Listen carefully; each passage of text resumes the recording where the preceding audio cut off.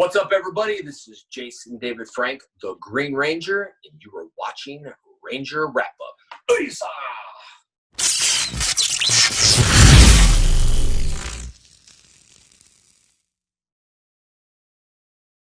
Welcome to the Ranger Wrap-Up. We are live. We're kind of live. Jezzer and I are really at Star Wars Celebration, but this show's airing live. Jezzer, we have a jam-packed show today. For all of you guys that are here, thank you so much for spending your Saturday with us. Do your thing, Jezzer. Your whole little spiel. Well, hold on. Let me see if I can get it. Not that one. Thank you. You're far too kind. Thanks for watching us on Saturday. It's Saturday, and you know on Saturday you're here with us, and we appreciate it. I just don't want to get that DCM flag, but yeah. Yes, thank you guys so much for joining us on this Saturday. We do have this super chat feature that helps support the show and helps support the creators that are on the show alongside us. Today, like I said, we have a jam-packed show.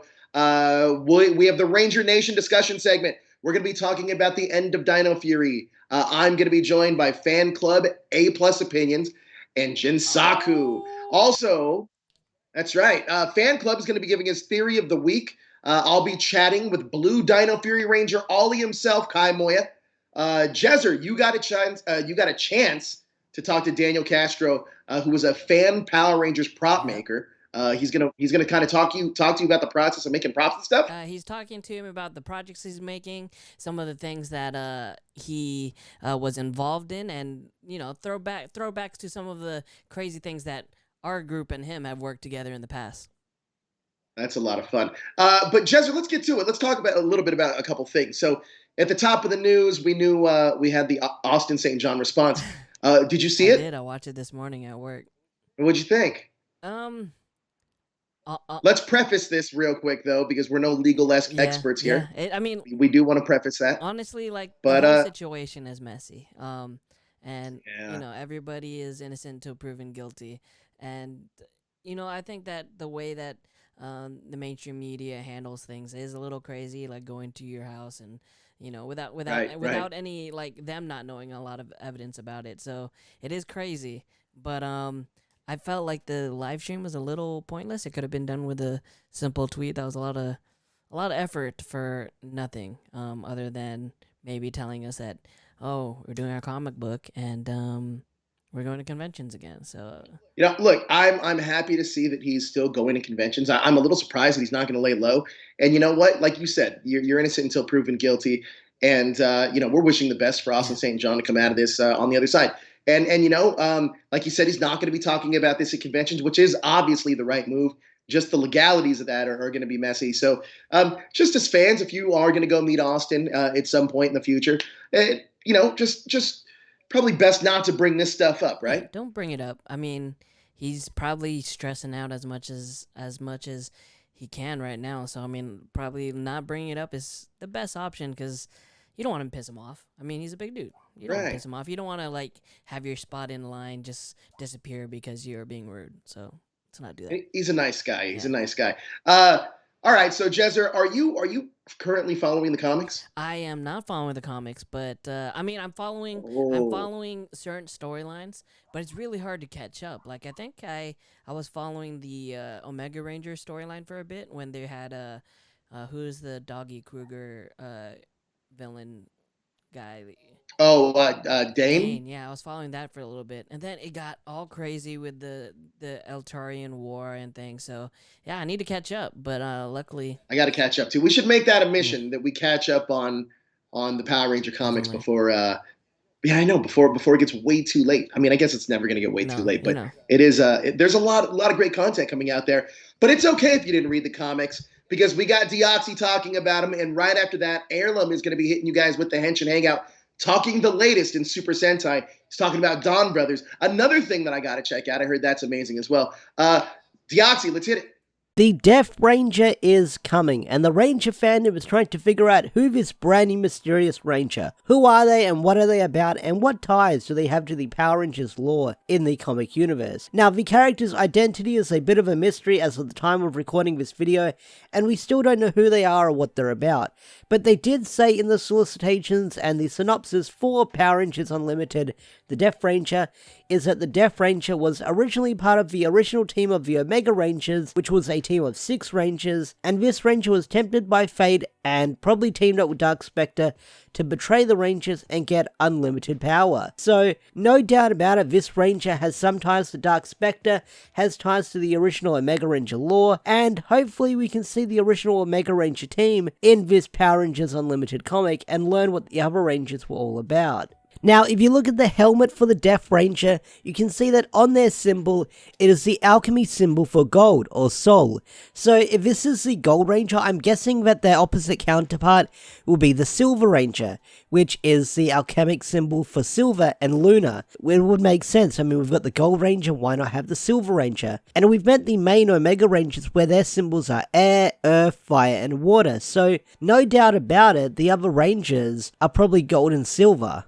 Now, who is the Death Ranger? A lot of people are speculating it could be Ori from Power Rangers Universe or another character from Power Rangers Universe, but since Power Rangers Universe has one more issue to go as of the time of recording this video, and we don't know how it's going to end, it could be a character from Power Rangers Universe, but the whole Power Rangers timeline when it comes to the Omega Rangers and the Legendary Squadron Rangers is kind of fickle at the moment because we don't know which team came first. A lot of people say the Legendary Squadron Rangers came first, a lot of people say the Omega Rangers came first, but we don't know when that timeline is exact, so hopefully we'll get an answer later down the line, and maybe the ending of Power Rangers Universe will kind of open up the bottle or seal up the bottle to the answers to that question. But if it is Ori from Power Rangers Universe, I am curious to find out how they went from Legendary Squadron Ranger to Omega Ranger to betraying the team and becoming the Death Ranger. I nearly said Darth Ranger. I am curious how Ori went from Legendary Squadron Ranger to Omega Ranger to the Death Ranger, and the whole journey they went on to betray the team and became this big threat that got locked into the Ranger Vault for all these centuries. So that's a mystery I would like to see get answered. But who do you think the Death Ranger is? Tell me in the comment section down below. I'd love to hear your theories and thoughts on who this mystery character could be in the upcoming Power Rangers Unlimited comic dropping in August. Leave your theories down below. Leave your thoughts down below with who you think this character might be. And are they a big dangerous threat moving forward in the future? I'd love to hear it. So with that said, I'm going to bring this video to a close. If you enjoyed this video, hit that like button, subscribe to the channel if you're new, and don't forget to turn on notifications. I'll see you guys later. Peace out. Take care. Bye.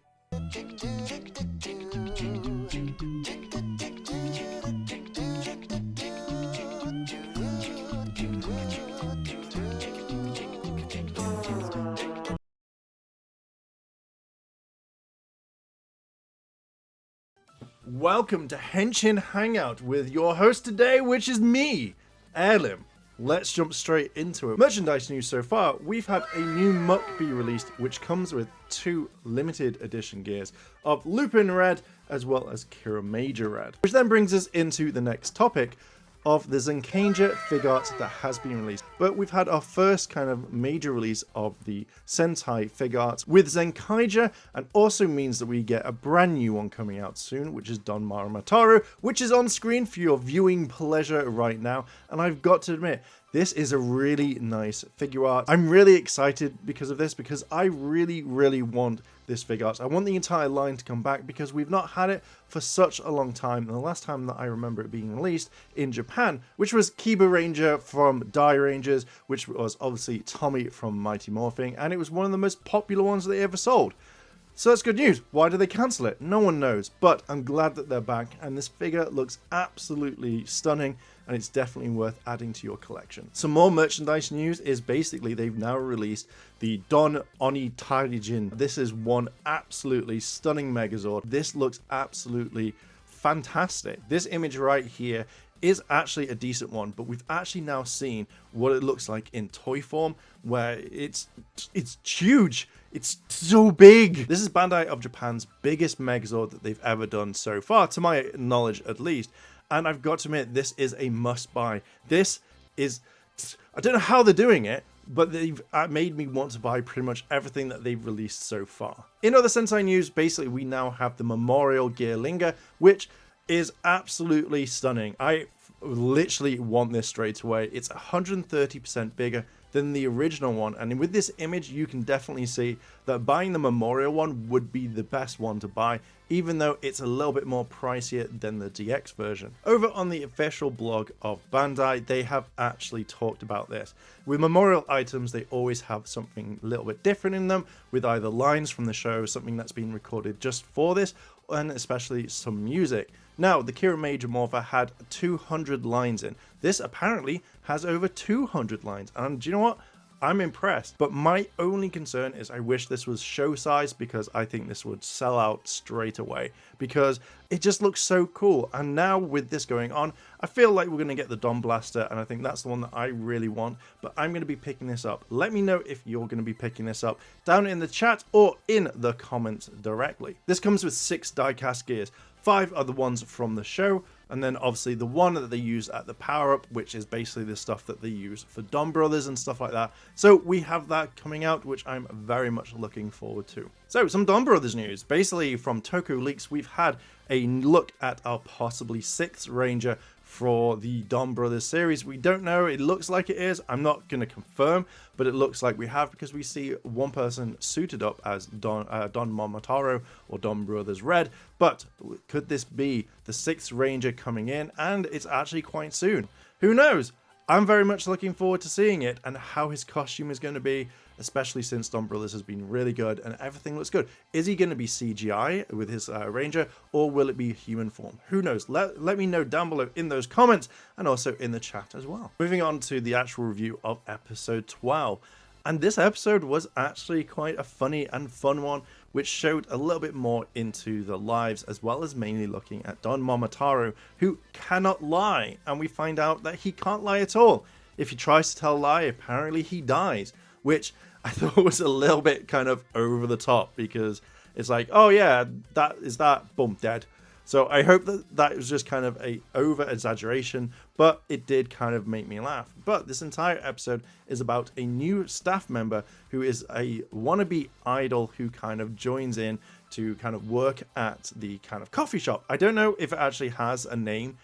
That's one thing I've not really seen. I do love the fact that Harukuka is turning around and asking Kaito about how he can transform. And he's like, oh, actually, more importantly, you've got this new co-worker. I want you to show her the ropes. And literally straight out of the bat, she comes out and she's just like, oh, hey, I'm the new co-worker. By the way, do you know that uniform is really tight on me and it's around the chest area? Kaito responding, yeah, that was Harukuka's. And she's like, what? Oh my god. Like, you know, you're so thin. And I was just like, all right, great. Let's just lead straight in on this one. Obviously, she doesn't like her anymore. And thus, therefore, she wants to leave the shop for a while, which kind of leads into what we find out with Don Momotaro. Now, as I mentioned, Don Momotaro cannot lie whatsoever. So when people ask him simple questions, like in the scene where he's at his workplace, they ask who took all the kind of melon buns and stuff like that. And literally Momotaro just goes, he did, which causes the co-worker to have to clean the entire office for a week, and is told by his co-workers, if you come in tomorrow, we're all leaving, so don't even bother. Which, therefore, Don Momotaro goes straight to the coffee shop and actually gets a job. Now, I don't know if you walked into a shop in Japan that there would be idol dances. With Don Momotaro working, he sees Kira, who is the new employee, singing and dancing, and everybody loves her. And he's literally saying, hey, you should be in your uniform. And she says, oh, you know, the uniform's too tight, and just says, take the pads out. That's literally all you have to do. Which then causes her to completely eye twitch all the time and pretty much hate him. And I generally kind of thought, oh, that's a bit different. Now, I said that I haven't kind of caught up on this. So when I find out that there is a new kind of bad guy, there is called Bestials, which they cannot be killed, because we have one of the main bad guys for the series, which I think his name is Sono or something like that. But he literally lands a strike on the police captain, but sees him transform, and obviously, no, he can't attack them. Which I kind of thought, oh, okay, maybe this is going to lead into something a lot much bigger later on. One of my big favorite moments in this so far of all the series is this conversation between Don Momotaro as well as Sonny, as they're actually having a conversation about that Don Momotaro can't lie, and the fact is that it's impossible for him to lie. So they kind of start talking very briefly about like saying little white lies or what lies there are. And they start telling about the moon, saying that it's one of the biggest liars of them all because obviously it shines down and uses the reflection of the sun. But the sun you can't look at directly, but you can the moon. And I generally really like this because it felt like a really wholesome moment from the entire whole series. And, you know, it shows that they are basically becoming friends. I would love this to kind of carry on a lot more because I feel like it would be more betray later on, say episode 25, when they find out that they've been fighting each other and that they're mortal enemies. I think that would be more of a devastation to Don Momotaro more than anyone. You kind of see it in the next episode preview, but I think this could have lasted a lot longer and kind of kept everyone going, oh, what's happening here? So yeah, I just generally think that could have been the main part later. Okay, so getting into the final part of this entire review. We have Kira kind of hating Don Momotaro. She runs out after she finds out that the main idol that she said is her older sister has come in and is like, actually, you're not my sister, so I don't know why you're lying, which causes everyone to be like, well, I kind of don't want to know you anymore. You're not an idol to me. You've lied your way. And that's the entire premise of the episode, is you lie till you make it, or, you know, something like that anyway. Which wasn't too bad. I just don't think it's the right kind of setting so far, and obviously telling the truth is a lot more better. With this, the entire team are able to turn into their robot forms, and it's kind of weird because I've never seen this in Sentai at all. I've never been able to see them transform into their robots first, and especially in Power Rangers, you never see this. But they turn into like their robot forms, and it's really interesting because everyone's just like, I don't want to be a part of the legs. Why am I the legs? Why am I the shoulders? Why am I the arms? And they instantly just wipe out everyone really kind of quickly, and thus therefore able to kind of grow using their ability, using their same gear, and they start fighting. And it's just, when you see it before the big Megazord fight, you see this entire kind of like, it just looks weird. Like you've got this robot. It looks like a Zord has shrunk and that, you know, it's just around. So I was really kind of impressed by this, and I love this sort of stuff. So when they're able to grow big, they didn't go to CGI, which I generally kind of thought that they would do. So we have practical Megazord fights, which I generally enjoy, and then we move into the kind of finisher, and I can feel like this is going to be the main thing. They have made a 3D model of the actual Megazord so it can fly about and it can use its ultimate attacks, which looks a lot better from what we saw with Zenkaija. So generally, I really did like this. I love the fighting. It felt great. Now, to kind of reconcile everything at the very end, Don Momotaro talks to his co-worker and says, hey, kind of really sorry about what's going on. Are you going to meet your mum? He's like, oh, I can't because I've got no time. I've got to be in work. And he turns around to the co-worker and says, all right, close your eyes. And then literally transforms, jumps about, and actually lands in front of his mum and say, hey, give him these melon snacks that she likes because they're super hard to get hold of. And the co-worker's like, do you know what? You're a good guy. Thank you very much. And he meets his mum. And that's the entire thing. This episode was a lot of fun. I really enjoyed it. I think it's a fantastic episode. And I feel like there is a lot more to come. I am going to leave it there. Let me know what you think down below in the comments and also in chat of what you think about Don Brothers. Do you think it is a good Sentai? Do you not? And if you want to see more of my content, then head over to youtube.com/Heirloom, where I post Power Ranger videos pretty much a lot of the time. But I'm also on Instagram as Heirloom, Twitter as Mainstream Live. So come over, interact, and say hi. Anyway, I'm going to leave it there. Thank you very much for watching. And if I don't see you tomorrow, I'll see you in a couple of days. Hello Power Rangers Lightning Collection fans, this is Josh Perry from the Illuminerdi, and here's everything that happened for the Power Rangers Lightning Collection this week. So first up for the week, we have the ninjas to talk about once again. So they have started to finally ship out Ninja Blue and Black from Target, and they've been arriving for people all this past week. And if you did not pre-order them, they are available actually right now in stock on the Target website. All 4 of them, I believe, are the last that I checked. And they're not just available there, they're also available on Hasbro Pulse. Although on Hasbro Pulse, they're a little bit more expensive there, so your best bet is probably to get them from Target's website or to find them in stores, but you do have the Pulse option if you want to go there.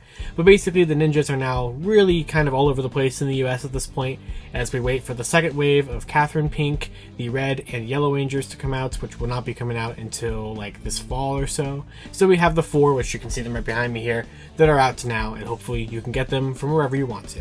And speaking of Hasbro Pulse, they've also started to ship out the pre-orders for Ready Clipdoor. So this is following the couple of stores that got him last week. He's now, also becoming more readily available via Pulse, and I'm sure he's going to start shipping out from Big Bad Toy Store and other fan channel retailers here pretty soon. So if you got him, or you got him from Pulse or from somewhere else, either you probably already have him, or you'll be getting him sooner than the original August release date.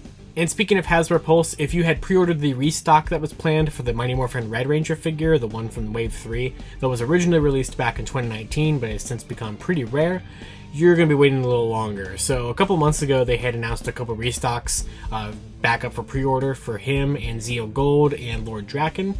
And now there's really no updates on the Zeo Gold or the Lord Draken restocks that were supposed to be happening at the same time.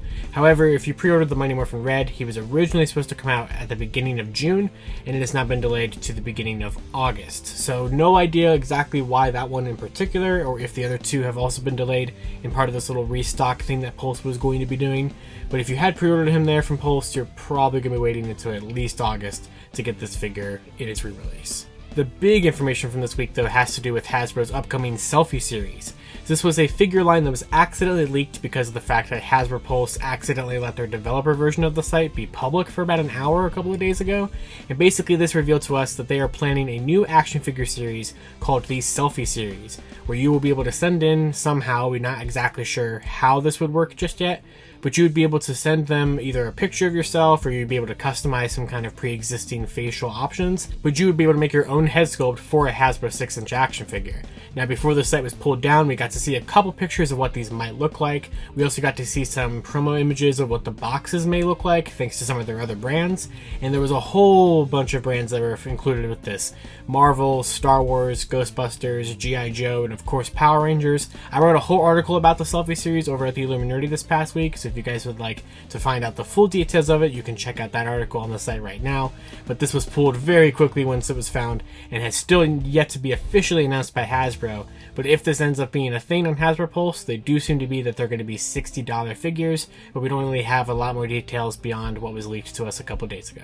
And finally for this week, if you want to get your hands on the Walmart exclusive Power Pop Art variant box set of all of the Wave 11 figures, you can do so right now as it is in stock on the Walmart website. And it's a pretty cool set. You get 4 figures inside of it here. So let me just show this off real quick. You do get all of the figures from Wave 11 in special Walmart exclusive packaging done by series illustrator Tom Whalen. So this is currently in stock there for about a $100 price point, because you are getting 4 $25 figures at once. And it's a cool way to just get a special box variant. There's nothing different about the figures themselves inside if you have the original versions. It's just a little special option that they made available for this wave. And with that, that's everything that happened this past week for the Power Rangers Lightning Collection. Of course, until next time, if you guys would like to hear more in-depth discussions about all these different topics, you can check out the full episode of Lightning Storm available on the Toku Topics YouTube channel right now. Of course, you can also check out my articles over at the Illuminerdi, and follow me on Twitter at LivingRangerKey or at LightningFigPR. And this has been a little quickie Lightning Storm.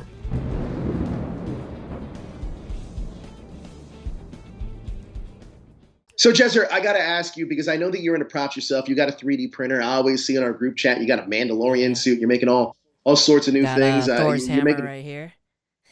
aren't you? There you go. See, look at that. Aren't you doing? You're doing Power Ranger helmets eventually, right? I am. I'm not printing this myself, but I'm gonna put this suit together. I know we're just heard about the Boom comics, but I'm gonna be putting together the Red Ranger Raphael suit. So. That's gonna be pretty cool. Oh, that's amazing. That's gonna be pretty cool. That's a little bit of a throwback for you, because you used to wear the turtle suits all the time. It's like both of my worlds colliding. By the way, I have to mention too, I want to thank Heirloom and Deoxy for hitting us with those 2 segments. But so you are going to be talking a little bit. Well, we got a new segment here called Fandom Spotlight, and you got a chance to talk to fan prop maker Daniel Castro.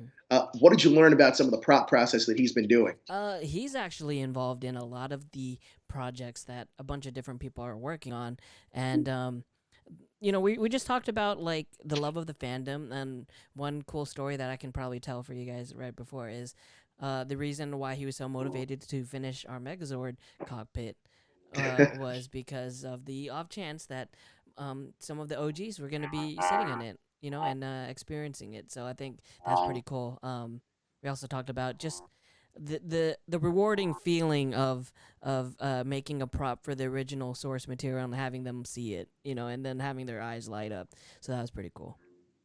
I really hope you put pictures of like Walter and JDF and whoever else came into that cockpit into this package. Cool. But yo, let's take it away. Phantom Spotlight. Here you go.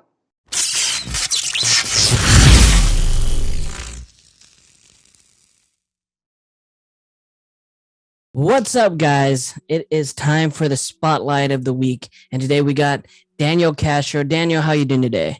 I'm good, thank you. What do you go by on social media? Daniel Prime was my social media ID for the longest time. I have since changed my Instagram and my TikTok account to Prime Directives Armory. Nice. Because I found recently I've been specializing more in armor and weapons, and then I don't know. It just felt like time to change to more of a rebrand. Like a rebrand, but instead of it being like exclusively me, because a couple of other people were coming into my shop and helping from time to time. Now they weren't coming in to actually partner or be a part of it. Like, hey, let's do this together. But it felt like one day that might be the possibility. So you want to leave the door open a little bit. Yeah, I don't want it to be like a band, like you have those bands and it's just the front guy's name, and the other guys don't get any recognition. Yeah, you don't want to be Jesse and the Rippers, right? You want to be the Rippers. Yeah. Awesome. Now, many of the fans may not know your face, but they know your work. A lot of the fans that were at Power Morphicon 2018 had the opportunity to take a picture in the Megazord cockpit. That's something that you put together yourself. Can you tell me about that whole process and like how it all came to be? Yes, I can. I mean, I don't know if you could tell, but some of the remnants of that set are still here in my workshop. Nice. So I see that. That's the backside. Yeah, the back parts of it. We so it's still around, but not as it used to be. It can't be used like it was. It's not portable or anything. But that was a fun project. That was probably the biggest project I had ever taken on, and not so much like the scale of it, but also the amount of time we had to accomplish it. Yeah, so it was pretty quick. We were approached months before Power Morphicon, like, hey, can you build this, or can this be built? And the answer very quickly was like, absolutely, yeah, that can be replicated. And then it just started as a hey, what do you want to accomplish? Do you want to do, is it just for photos? Do you want it to be interactive? So that's the beginning stage of most when you're doing custom work for a client. You have to find out what they're trying to accomplish. And with that project with you guys, it was, is this interactive? Do you want to do just like a backdrop where all of that is printed and then you just have the front, control panel and the chairs? Like, how are we trying to get this thing to, how much of this are we trying to recreate? And I think we dialed it in. Like, we accomplished, I felt what it made the fans happy. I don't remember seeing anybody that walked into that booth that wasn't shocked by it. I remember two things that were like a highlight, because I babysat it for the whole weekend of Power Morphicon. One was, man, I'm gonna make some fans mad here because I can't remember his actual name, but Bulk, the actor. Oh, Paul Schreier. Thank you. Okay, so he at the end of the event, he had his dolly, his backpack, he's going to catch his flight, and he just happened to walk by the booth. And again, the event's over, and he just took a pause and he stopped and looked. He goes, man, that's better than anything we ever actually had on set. So that was kind of cool. Yeah. I don't know if he was joking or what, but I mean, he did, take a minute to just like take it in and be like, what is going on here? Because his booth was all the way at the other end of the convention. So there's no way he didn't see it. Because we were in the front row. We were in the very, very front. Like, as soon as the door opened and let people in, that's where you guys were. Yeah. But no, there was that. It's cool. There was that, and then the other kind of highlight was Jason David Frank. Yeah. And he did one of his. So he was just kind of looking at it because he was invited to come check it out. So he did, but nobody knew how much time and what he actually wanted to do. And then he was like, "Hey, can I go inside and do one of my my Morphin Life videos?" And it's like, "Well, absolutely, yes." So I got to sit inside the Megazord with Jason David Frank and do, it's Morphin time. Yeah. Messed it all up. But it was so fun. My daughter, she's 7 years old now, but at the time she's like, knee high. She's a little kid back then. She was tiny, but the thing is, like, everything from there down, she painted, like all the gray. She was out here with me every day, painting it, putting the final touches on. So just to sum up with that project, a lot of good memories. Man, we had 5 days to build it. Yeah. We built it in 5 days. But the funny thing is, I was approached about building it months and months ahead of time. And then I kept getting a phone call like, "Hey, can you still build that?" And I'm like, yeah. And then and then 2 weeks would go by. "Hey, are you still down?" I was like, "Absolutely. I'm just waiting on you."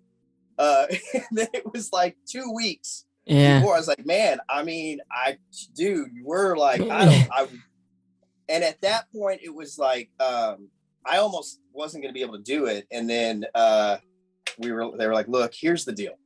We didn't want to tell anybody that we could do it. We didn't want to do it until like the last minute. We didn't want anybody to like steal the idea." And I was like, "But now I don't know if we can do it, but I really want to." And then our boy, he was like, he's a silver tongue devil, dude. You know who I'm talking about, man. Great guy. And he was just like, "Look here."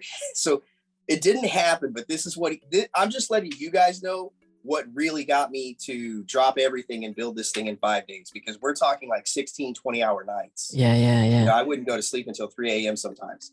And I had a crew. Like, I actually had to bring in people to build it. Like 2 other people to help. He's like, "Look, there's a good chance that Austin St. John and Jason David Frank are going to take this opportunity to bury the hatchet. They want to do a photo op." And this is what I was told. Okay. Yeah. Now, whether or not any of this is true, I don't know. I don't really care. But that's what got me on. I was like, "Oh, wait, hold on." My childhood and these guys that I grew up, like, because I'm their age. I'm a very close age as these guys. So when I'm watching Mighty Morphin Power Rangers as a teenager, I'm seeing Jason and I'm seeing Tommy, like, characteristics of these guys in my life. Like, they molded my, I didn't have a father growing up. So characters in movies were where I went to, like, what does it mean to be a hero? What does it mean to be a man? I'm sure a lot of the viewers can relate to that. Yeah, definitely. So just like being a part of, like, potentially being a part of that moment would have been really awesome. I know things had around that time they had like made it so they were in separate rooms or something. I don't know. It's something went down, and it's even crazier now with all the news that's coming out right now. But right. Yeah. But I mean, dude, it, like, everybody that saw it, they're like, "Oh my God." A few cosplayers came in and took pictures with it. And it actually, like, once you take that one photo, it looks exactly the same. I think I've seen a few people even do the freaking Green Ranger punching the Yellow Ranger across the freaking board, the Megazord, just recreating some iconic scenes in the cockpit. So that was really cool. So they had fun. Yeah, they did have fun. Now, so you said you followed the Power Rangers since the start. Did you ever like go away from it and come back, or have you been watching it ever since? I went away because I joined the military right out of high school, and Mighty Morphin was ending. So I honestly had no idea after the movie. Of course, when I'm overseas or whatever, we see what movies are coming out, and so I knew about the movie, and then I knew about Turbo. Yeah. But I never got to see it in theaters. I was just like, "Oh wow, they made a Turbo movie. I wonder what that's about." But I never watched it. Yeah. And then it was about 6-7 years. Oh wait, well, Power Morphin Con. So I get this quickening, that Highlander term where I'm reinvigorated with the lore. Cause I mean, I was like a little kid again. Yeah. I thought Power Rangers was done back in 98 or whatever. And then I'm getting approached with this thing. And so I go and do my research. I'm like, well, let me look at some screenshots. And then I find out, like, wait a minute, Power Rangers isn't over. It's still going on. And then I meet one of my really good friends now. We're basically like brothers, Danny from We the Geeks of East LA. So he very quickly re-educates me on like, okay, look, here's what you can do to catch up. And then so that helped a lot. Just getting back into the franchise after a lifetime being away. There's so much content, and I don't subscribe to all of them. Me and some guys, like I have issues with SPD.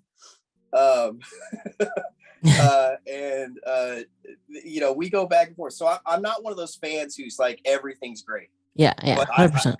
Overall, I mean, I love that I watch it with my daughter. Here, let me show you this. This is hers. So this is actually my daughter. She's 7 years old.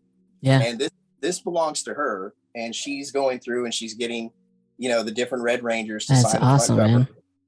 So I'm getting to not just come back into it for myself, but, my daughter, I get to see her grow up with it. And right now, if you ask her like, hey, what do you want to do when she grows up?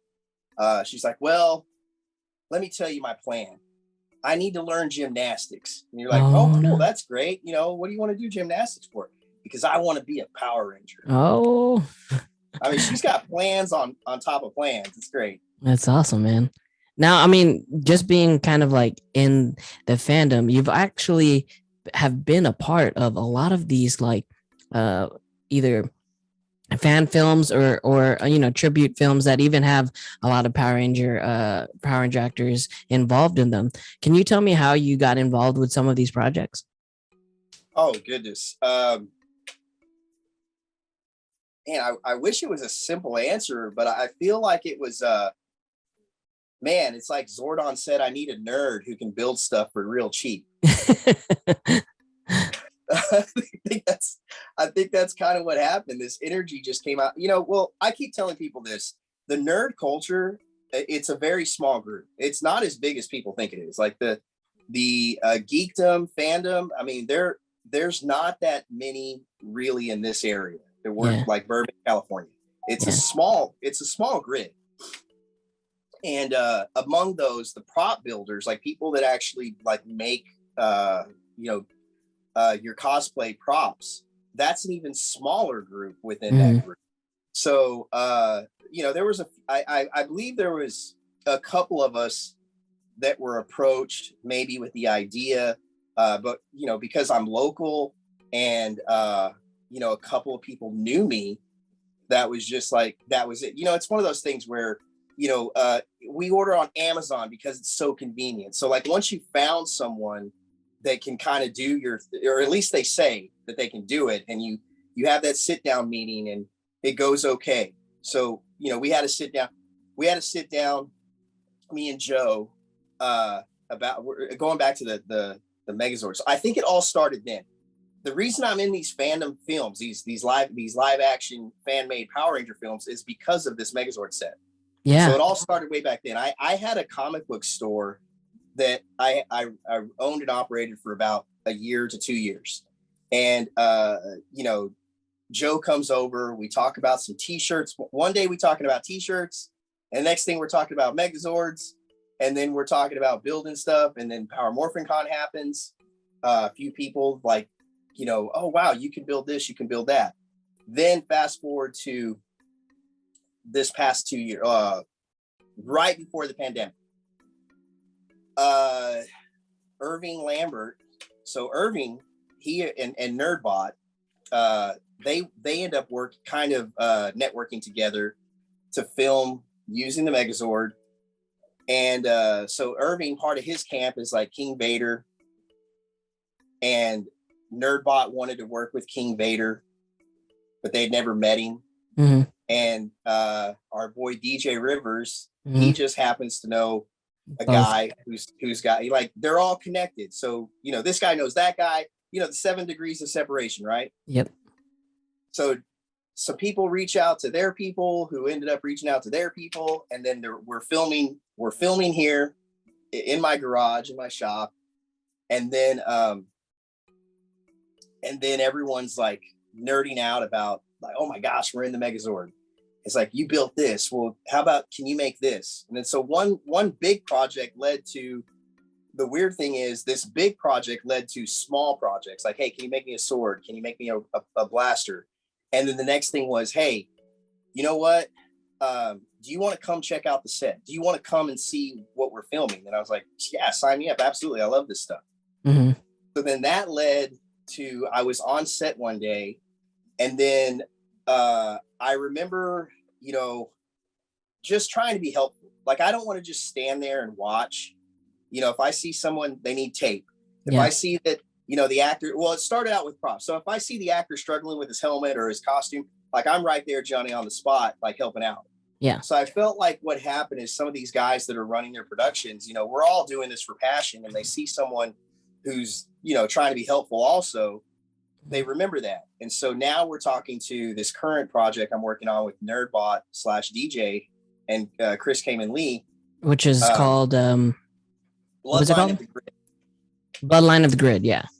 So that's the current project that I'm working on with so it's Nerdbot is the umbrella. So everything umbrella is under Nerdbot, which is co-produced with DJ and Chris Kamen Lee. And so I'm out there, get invited to the set, like, hey, can you come help out? And then it goes from like one just being invited to, oh, hey, by the way, at the next one or from here on out, I'd like to see it. Can you just be a production assistant? Can you handle that? Can you do that? We'd love it if you could do that. Yeah. And I'm like, you know what? I just want to be helpful. If you think I can handle it, I'm there. I just want to help out. So yeah, sign me up. And then we work on that. And then Nerdbot has like another group that does power. And so you've got DJ and Chris working on Bloodline of the Grid. Mm-hmm. And then you also have Colin, who's working on his Rise of the Ninja and Shattered Past. I'm probably going to get a couple of the names wrong, but I'm not actually in their productions of that. But is that what the shirt is right there?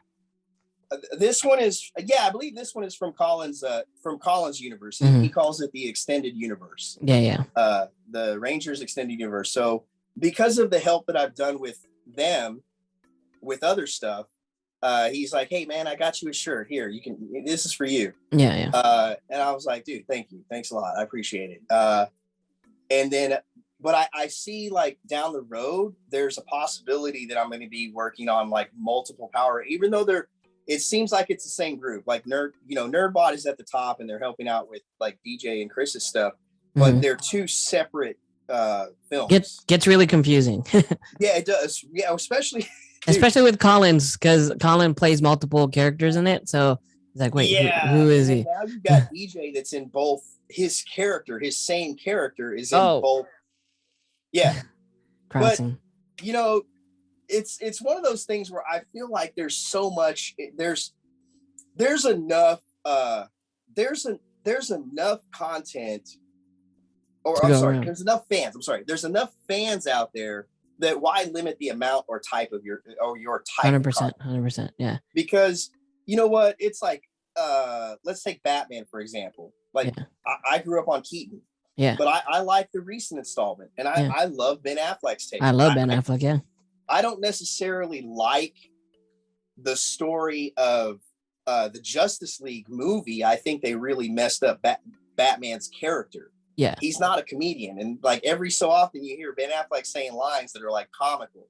Yeah. But as far as his portrayal of Batman, man, I think he nailed it.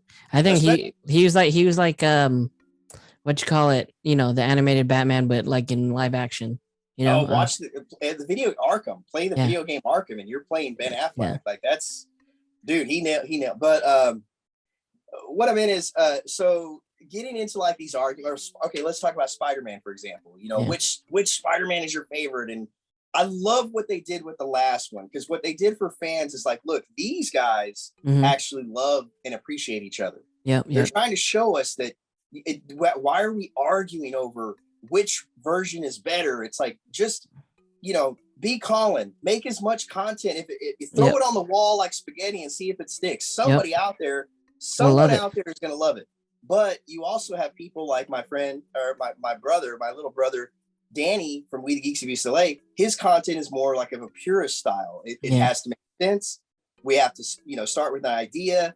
And if it fits in the box and doesn't stray too much out of the verse, Yeah. then, that's where he's trying to stay. He Yeah. wants to stay where his story, like if you watch his content, his episode 1 of whatever he made, it connects to what he does now. It's always connecting, and his characters are. It's a linear timeline, a linear storytelling.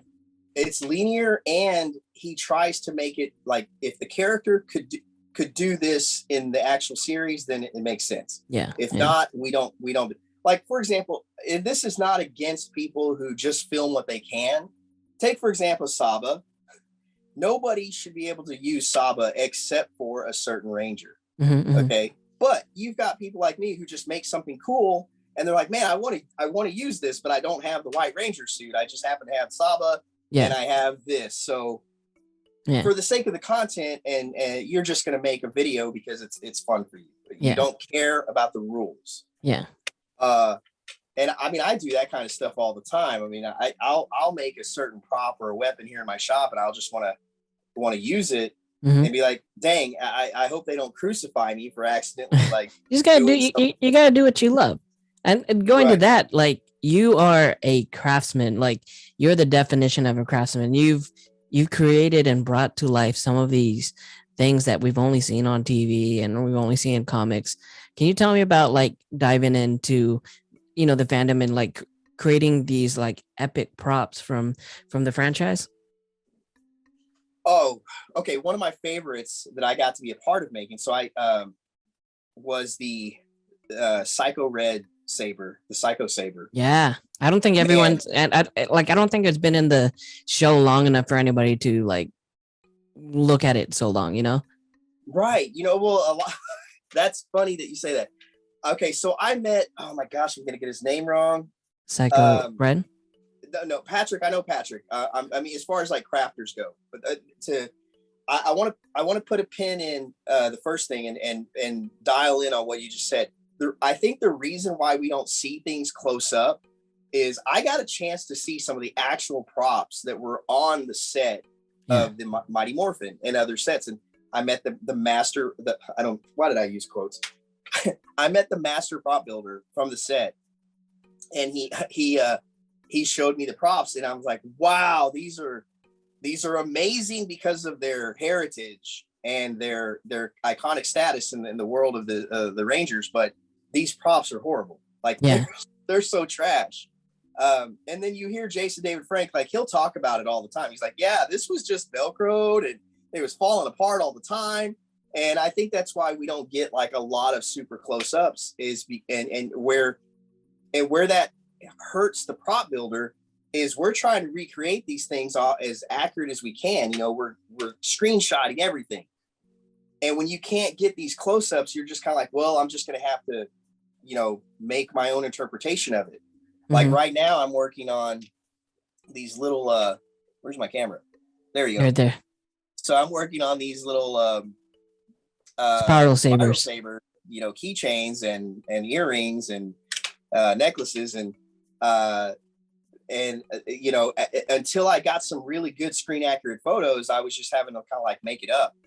And then same thing with one of my favorite projects right now is the Galaxy Saber, the Quasar Sabers. Yeah, did I say Galaxy? The Quasar Saber. I saw that picture and I was like, wow, these look beautiful.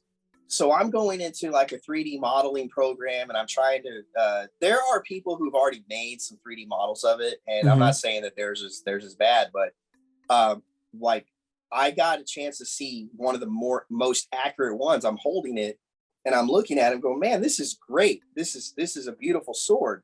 But then I'm watching Lost Galaxy again, And then another buddy of mine just happens to have the actual Sentai books. Yeah. And he lent them to me. And he's one of these guys like, wear gloves, please protect it. And I was so humbled that he even let me look at these magazines and these books, because, they're the only ones. And how many people have the actual printed one from like back in the 60s, 70s of the Sentai series here in America. So he's letting me look at it. I'm like, oh my gosh. And then I noticed something.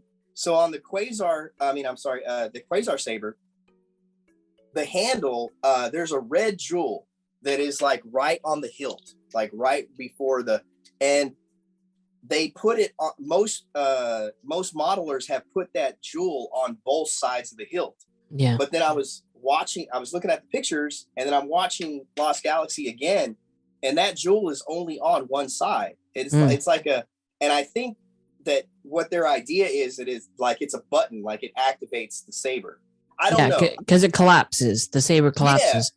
Yeah. And I'm like, okay, that makes sense that the jewel's only on one. And you see it on Leo. Like Leo, you see that he's holding it with his thumb on the jewel. Yeah. But it's not on the other side. Yeah. So now, the original question was, remind me, the original question was, do I want Patrick? Okay. So some of these like iconic things that I've been able to work on, most recently was the Psycho Saber. Thank you. So the most recent one, the Psycho Saber, is something I got to work on. I got to be a part of bringing that thing to life. And again, people have made this before, but I was able to actually give it to Patrick on set. I mean, how many creators get to do that? How many get to to make something that's actually going to the person who brought this character to life? And now Patrick himself is getting to reprise his role, and now he's getting to like actually be the full-on character, not just doing the voice in a booth or something. Yeah, he's actually getting to play the character that he created, or the version of the character he created for America. Yeah. And the great thing about that is, okay, so as a prop builder, a lot of times we like to see, or at least get some kind of reaction from the person that this is going to. And when Patrick picked up the sword for the first time, we're out shooting on location. We're outside. It's like 100 degrees outside, and we got a canopy. And he's underneath the canopy, and he grabs the sword, and he's like, "Man, I never actually got to wield this thing. How does this? How would you use this one?" And he's like a little kid, and he does like this, over his head, and the tip of it like hits the metal part of the canopy, cracks the. No. But, everybody there was just in such good spirits. We're like, oh no, that sucks, but hey, man, it's not a big deal. It can be fixed. I mean, we're talking like the very, very top, 5 centimeters of it. It wasn't a big deal. It was. I actually brought like a repair kit out to the set, and we just fixed it on the spot. But to see him, like, dude, we're all grown men, and to see him just like act like a little child, like, oh my gosh, this is awesome. Yeah. I remember my first Power Morphcon is 2014. Me and my buddy were Zordon and Alpha, and he had made like the command center, and his head was Zordon's head. And we were walking by, and we saw Zordon, and Zordon said, "Can I put it on?" And he put it on, and then like it's just like you're saying, it's a feeling. David, the actor, actually wanted to wear that. That's awesome. He put it on, and to this day, he remembers that. Every time I see him at a convention, he's like, "Oh yeah, how's your buddy? How's your cosplayer Zordon's?" Like, "Oh, he's good." So yeah, that feeling of like you making something, and then the original, the source material, appreciating it's always fun. So it's great. It's great. I know you're also working on a project with Danny in the Lost Galaxy suits, are also the the Starship Trooper suits. Any news on when that's coming out? So Danny's episode, he's filming the last 2 scenes. He says, I think he's hoping this week or by next week he'll be done with the shoots for that. And then Danny edits pretty quickly. I mean, he does most everything himself. He writes it, directs it. He does all the the VFX. Yeah. He will even get his hands dirty making some props if he has to. Yeah. You've been teaching him how to make some props as well? Well, he was already pretty handy himself. Mm-hmm. He'll come to the shop from time to time and spend a week here, like every day, just helping me sand and paint. I mean, the guy is very, very talented. I mean, there are times when I'm still learning. I mean, yeah. Dude, I mean, I was working on I learn a lot from you, especially with the 3D stuff. I'm still, just trying to figure out things, and you're teaching me some new processes. You taught me about. Hold on. Oh, let me go grab it. Hold on.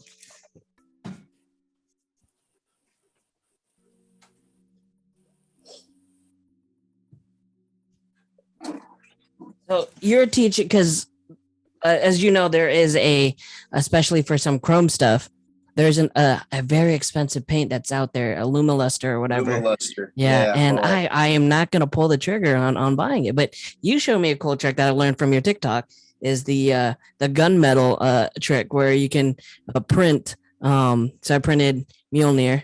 I put some little cracks in it. I want to put like little lightning cracks in it to kind of resemble Natalie Portman's, but it used to be just a flat silver, but I tried your little gunmetal graphite and black, and it just looks, I love it. Like it looks great. It looks so realistic.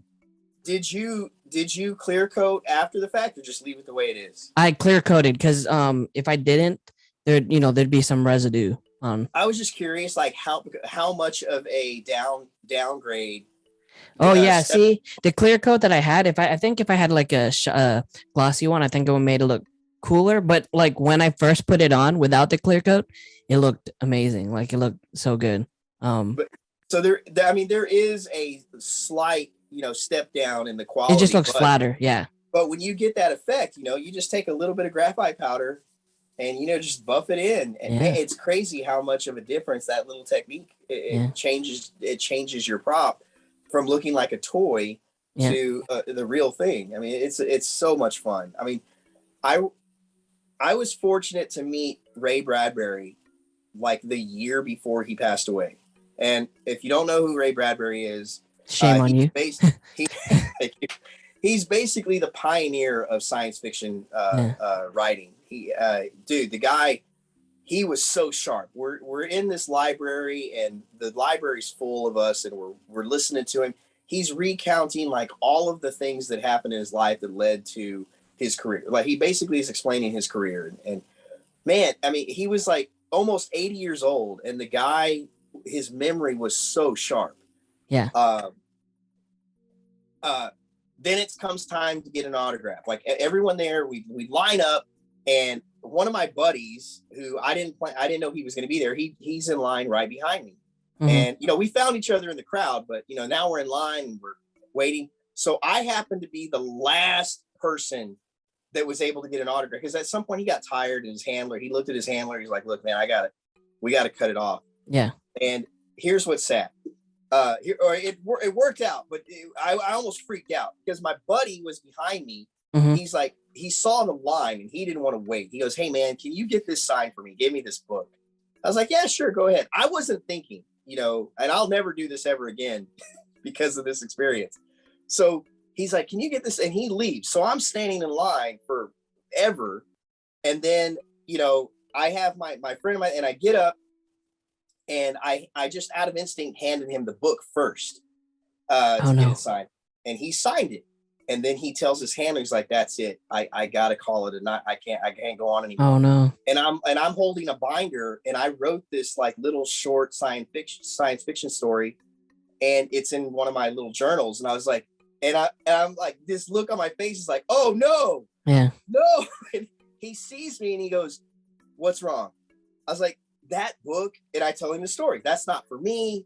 This is actually what I want you to sign for me. I did that as a favor. And he very quickly is like, you know what? Just hand me the book. He looks at it, gives it a quick glance, and then he puts, A++. It gives me a grade.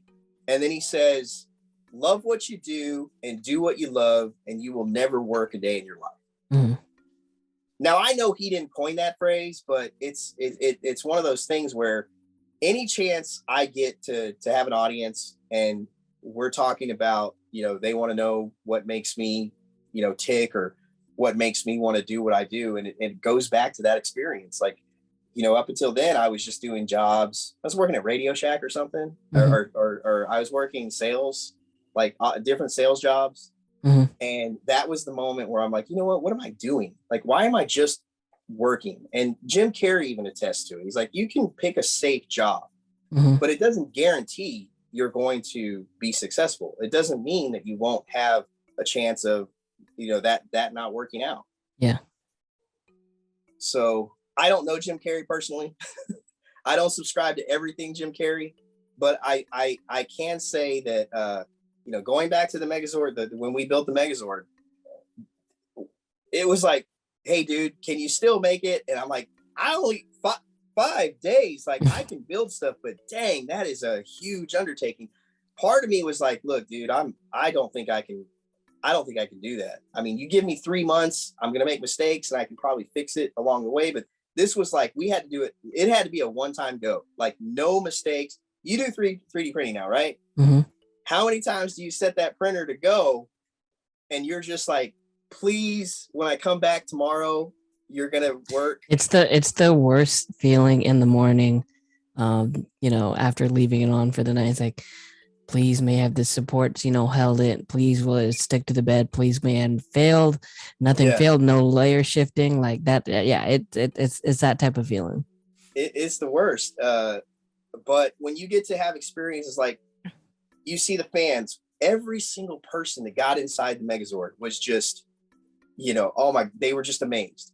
Honestly, I think even like the holders of the con were like, this is probably one of the coolest things that we have here. And they had Bandai over there, like have their own booth. And this was, that was the draw.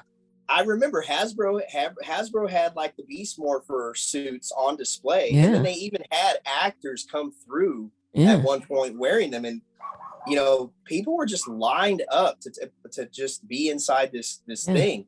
And then, you got that. And then you get to meet, Patrick, who, is just so excited to see something he's a part of getting recreated. Chris, he's getting to put, he's literally putting his blood, sweat, and tears into this project. There was a day where on the set, it's 100 degrees outside. He's got a mohawk. There's no shade. He's getting just burned, to a crisp. And on top of that, how you got to use spirit glue to put like prosthetics? Yeah, and that's not comfortable at all. It's not comfortable already. And that's the way you do it with the spirit glue. Well, we were out of spirit glue one day. Whoever was in charge that day to bring everything, something happened where we didn't have spirit glue. Dude, Chris takes super glue and super glue is, yeah. Oh my God, that's crazy. And you know how bad and toxic like super glue is when you're breathing it in? Yeah. Dude's got he's putting super glue on his eyeball and then attaching that prosthetic that he's made, and he's just that's crazy, dude. And I mean, just a trooper, man. Just an absolute. And they're doing this because they love the fandom and they love what they were a part of, and they kind of want to enhance it. I think that's awesome, and I think he's not getting a paycheck for this. This is strictly for him and the fans. Yeah. To see where he thinks his character exists today. You get to help facilitate these new like visions of some of like their storylines, and I think that's something to be proud of, and I think that's really cool. And like that's why I always go to you for advice on different things, or like, hey, if I need something done, like I ask if you have the time. I know you're a busy guy, but I know like I trust your craft and I trust your workmanship, so I know that it's going to come out great. So I always appreciate that. I appreciate the faith that people like you and whoever calls me for advice, because I'll tell you the truth, man. Most of what I know is because of like so much failure. Yeah. I'm not one of those kind of guys that is like, I'm not afraid to fail. So when I make stuff, there's probably, 10 times that I get it wrong, and then I start to get it right. And sometimes I got it right just before a phone call, like yours, Yeah. or a text. Hey, I'm doing it. Like, oh my gosh, you don't even know. Like, here, don't. And I'm the kind of person, I don't like to gatekeep. That's why I love the 3D printing community is probably one of the rarest, as far as prop builders go, because I haven't met too many. There's always one or two, but we're not talking about that. For the most part, the 3D printers engineering community, they are just the first to give you as much information as they can about your troubleshooting techniques. Because like you, they've been through they've been through all the issues and had the problems, and they don't want other people to experience it too. So they're gonna give you as much knowledge as they can. So I think that's great. It's an awesome group, to be a part of. If any of you guys that are watching this and you haven't got into prop building, I highly recommend starting off with a decent 3D printer and just make some cool stuff. Power coins, make some Power Ranger coins. I make some crazy stuff now. Like just like when I have extra filament or extra freaking resin, I'll make some little rocktopus things and just leave them on my desk at work. And people are like, "What the hell is this?" It's like, oh, it's just just fun. You just go on the website, find some crazy files, and it's just fun putting them together. Well, Daniel, thank you so much for taking the time to talk. Is there any where can we find you? Any plugs that you want to plug in before we go? I guess if they want to find me, it's Prime Directives Armory on Instagram and TikTok. Those are my main two platforms. TikTok. You guys got to follow him on TikTok because he's got a lot of cool tips and fun projects that he's working on. So I think that's really cool. Yeah, that's it. I mean, just get out there and make stuff, guys. Get out there and make a mess. Yeah. Make an absolute mess of your workshop, and then Power Ranger fans. He's building Power Ranger props out of the Megazord right now. It's freaking crazy. That kind of gets lost on me sometimes that I'm building Power Ranger props in a Megazord. It's like, do stuff. Like if you need a pencil holder, make yourself a dang pencil holder. That's pretty cool. Man. This is my thumb drive. I hold all. When you're getting into 3D printers, you need like your thumb drives. Hold all the files. I have a. This thing right here. This has all the files right here. Get out there, have some fun, and then make mistakes. Most importantly, I say don't expect success like right away. I'm working with this one guy trying to help him build his brand, and he's like, okay, how do I make money? How do I start selling? Now I got my 3D printer. He literally has just made his first successful print, and he's already like. Yeah, how do I that's the thing. Like, I don't, because there's so many things you got to think about when you're like, if you're not the creator of the file, like making sure that all credit is due and stuff like that. It's tough, but it's fun. Honestly, it's fun. That's part of it, but it's also like it takes a while to build your brand. I mean, more than most. Like, it takes a while. Patience. You'll get on the verge of seeing the light at the end of the tunnel, success, and then all of a sudden there's the rebranding. Yeah. So you haven't even, now we're talking about people who haven't even created their brand, but God bless their excitement. Like, oh my gosh, like I can do this, and they see, the vision. For me, I said, when I first met Joe, I had a store. Like we had a brick and mortar. And that's where I thought I was going to be 10, 20 years into the future, was just running a fun geek hangout place. Yeah. But that wasn't in the cards. But, just got to roll with it. A lifetime later, and I'm actually doing what dude, I will spend hours in my shop either answering questions, you can attest, or just making a mess of something. Yeah, and you're having fun from what I can tell. So it's so much fun. I'm very blessed. I cannot complain right now. And I bet your kid. I mean, your kid probably looks at you like, man, Dad's creating the coolest things. Anything that I can think of, anything that I ever want, he'll make. And I think that's beautiful, man. That's freaking beautiful. It is beautiful. I'm glad that you saw that you see that. That this is the next generation of Power Ranger fans, we're raising them. We are raising the next group. Yeah. And the fact that, she looks at me and goes, she thinks I can build anything. Yeah. She, like the other day, we're currently watching Time Force. And she's like, Dad, oh my gosh, Dad, I need you to make me her costume. But the villain, I forget the character's name. Yeah, the I can't daughter. remember. Yeah, I The can't remember. daughter's But that name. looked really cool. That would look She really loves that character because she's got that Pink really hair. amazing pink hair. Yeah. And it just stands out to my daughter. She the armor. She goes, Yeah. she looks You know awesome. what? Her classmates don't stand a chance on Halloween. They do not stand a chance. No, they don't.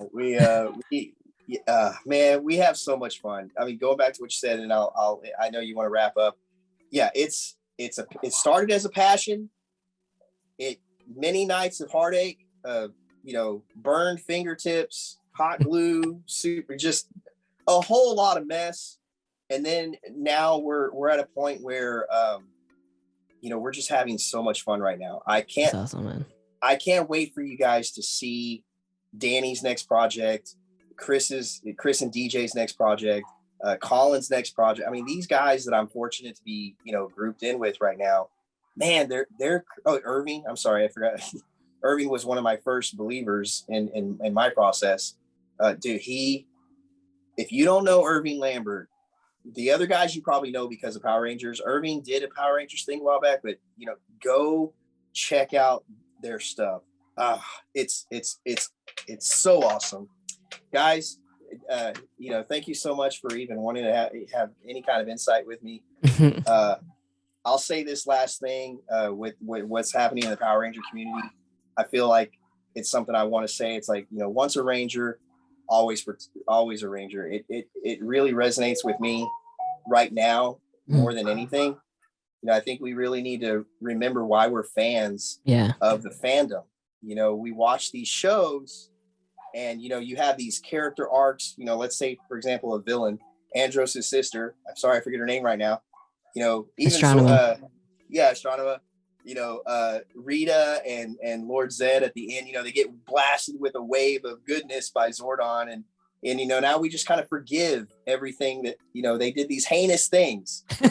Now we have, like, in our own community, we don't, we need to have that same love. Yeah, I mean, we have to have that same energy in real life. Yeah. That's great, man. That especially today, it makes a lot of sense, and I think that especially with the fandom, especially with a small fandom as Power Rangers is compared to other ones like Star Wars and stuff like that, we all got to stick together. We got to. Yeah, the Star Wars fans are great, but like I said, going back to something we hinted on earlier, our fandom is it's a very small community, and in comparison, we gotta. May the power protect us, man. And that is us. The power is in us. Yeah. We got to protect each other. Yeah. So that's great. Well, thank you guys so much for watching. Daniel, you got to check out Daniel. His links will be in this description. You can check out his work on TikTok, on Instagram, and through a lot of the projects that he's been working on. He's a great prop maker, and honestly, like he builds amazing. You're like the dad from Guardians of the Galaxy 2, where you just make the whole worlds and stuff, Ego, so that's pretty cool. I'll take it. But thank you guys so much for watching. Be sure to like and subscribe. That was a great interview, Jezzer. So let me ask you this. Now that you got the chance to talk to Daniel Castro, are you inspired to make other kind of Power Ranger props now? I'd love to do that. I'd love to make it, but a lot of this, prop make stuff, the most expensive thing or the most like valuable thing in here is time. 3D printing, I can imagine. Printing it's not the fastest process, but it's the most beautiful process once it gets done. But and you're not into painting it. Like, you hate painting that stuff, painting. Right? Honestly, like I give it to like freaking Kevin for painting those little miniatures that he has. But yeah, it takes time. It just takes time, and sometimes there's a lot of stuff I don't want to get done. So if there's something I'm really passionate about, I'll make it. So on to our Power Ranger interview of the week. This week we're going to be chatting with Kai Moya, the blue Dino Fury Ranger Ollie. I like Ollie a lot as a character. He's kind of a skeptic, one might call him. Pessimist a little bit, but he has this kind of. Who do you feel is a Kai? Oh, Josh Goldman, right? Is he not? Is he not like the Kai Moya, a little bit of the group? I feel like that's an easy call. I like Kai though as a ranger. I think that he has like this cute little budding romance with Amelia, which is really fun. I think so, right? I feel like it has to. I feel like that has to happen. Random long hugs that they were having. So, yeah, maybe. I actually like seeing their progression of their story arc too this season, from season 1 to season 2. But we got Kai Moya talking all about season 2 and season 1. Here you go.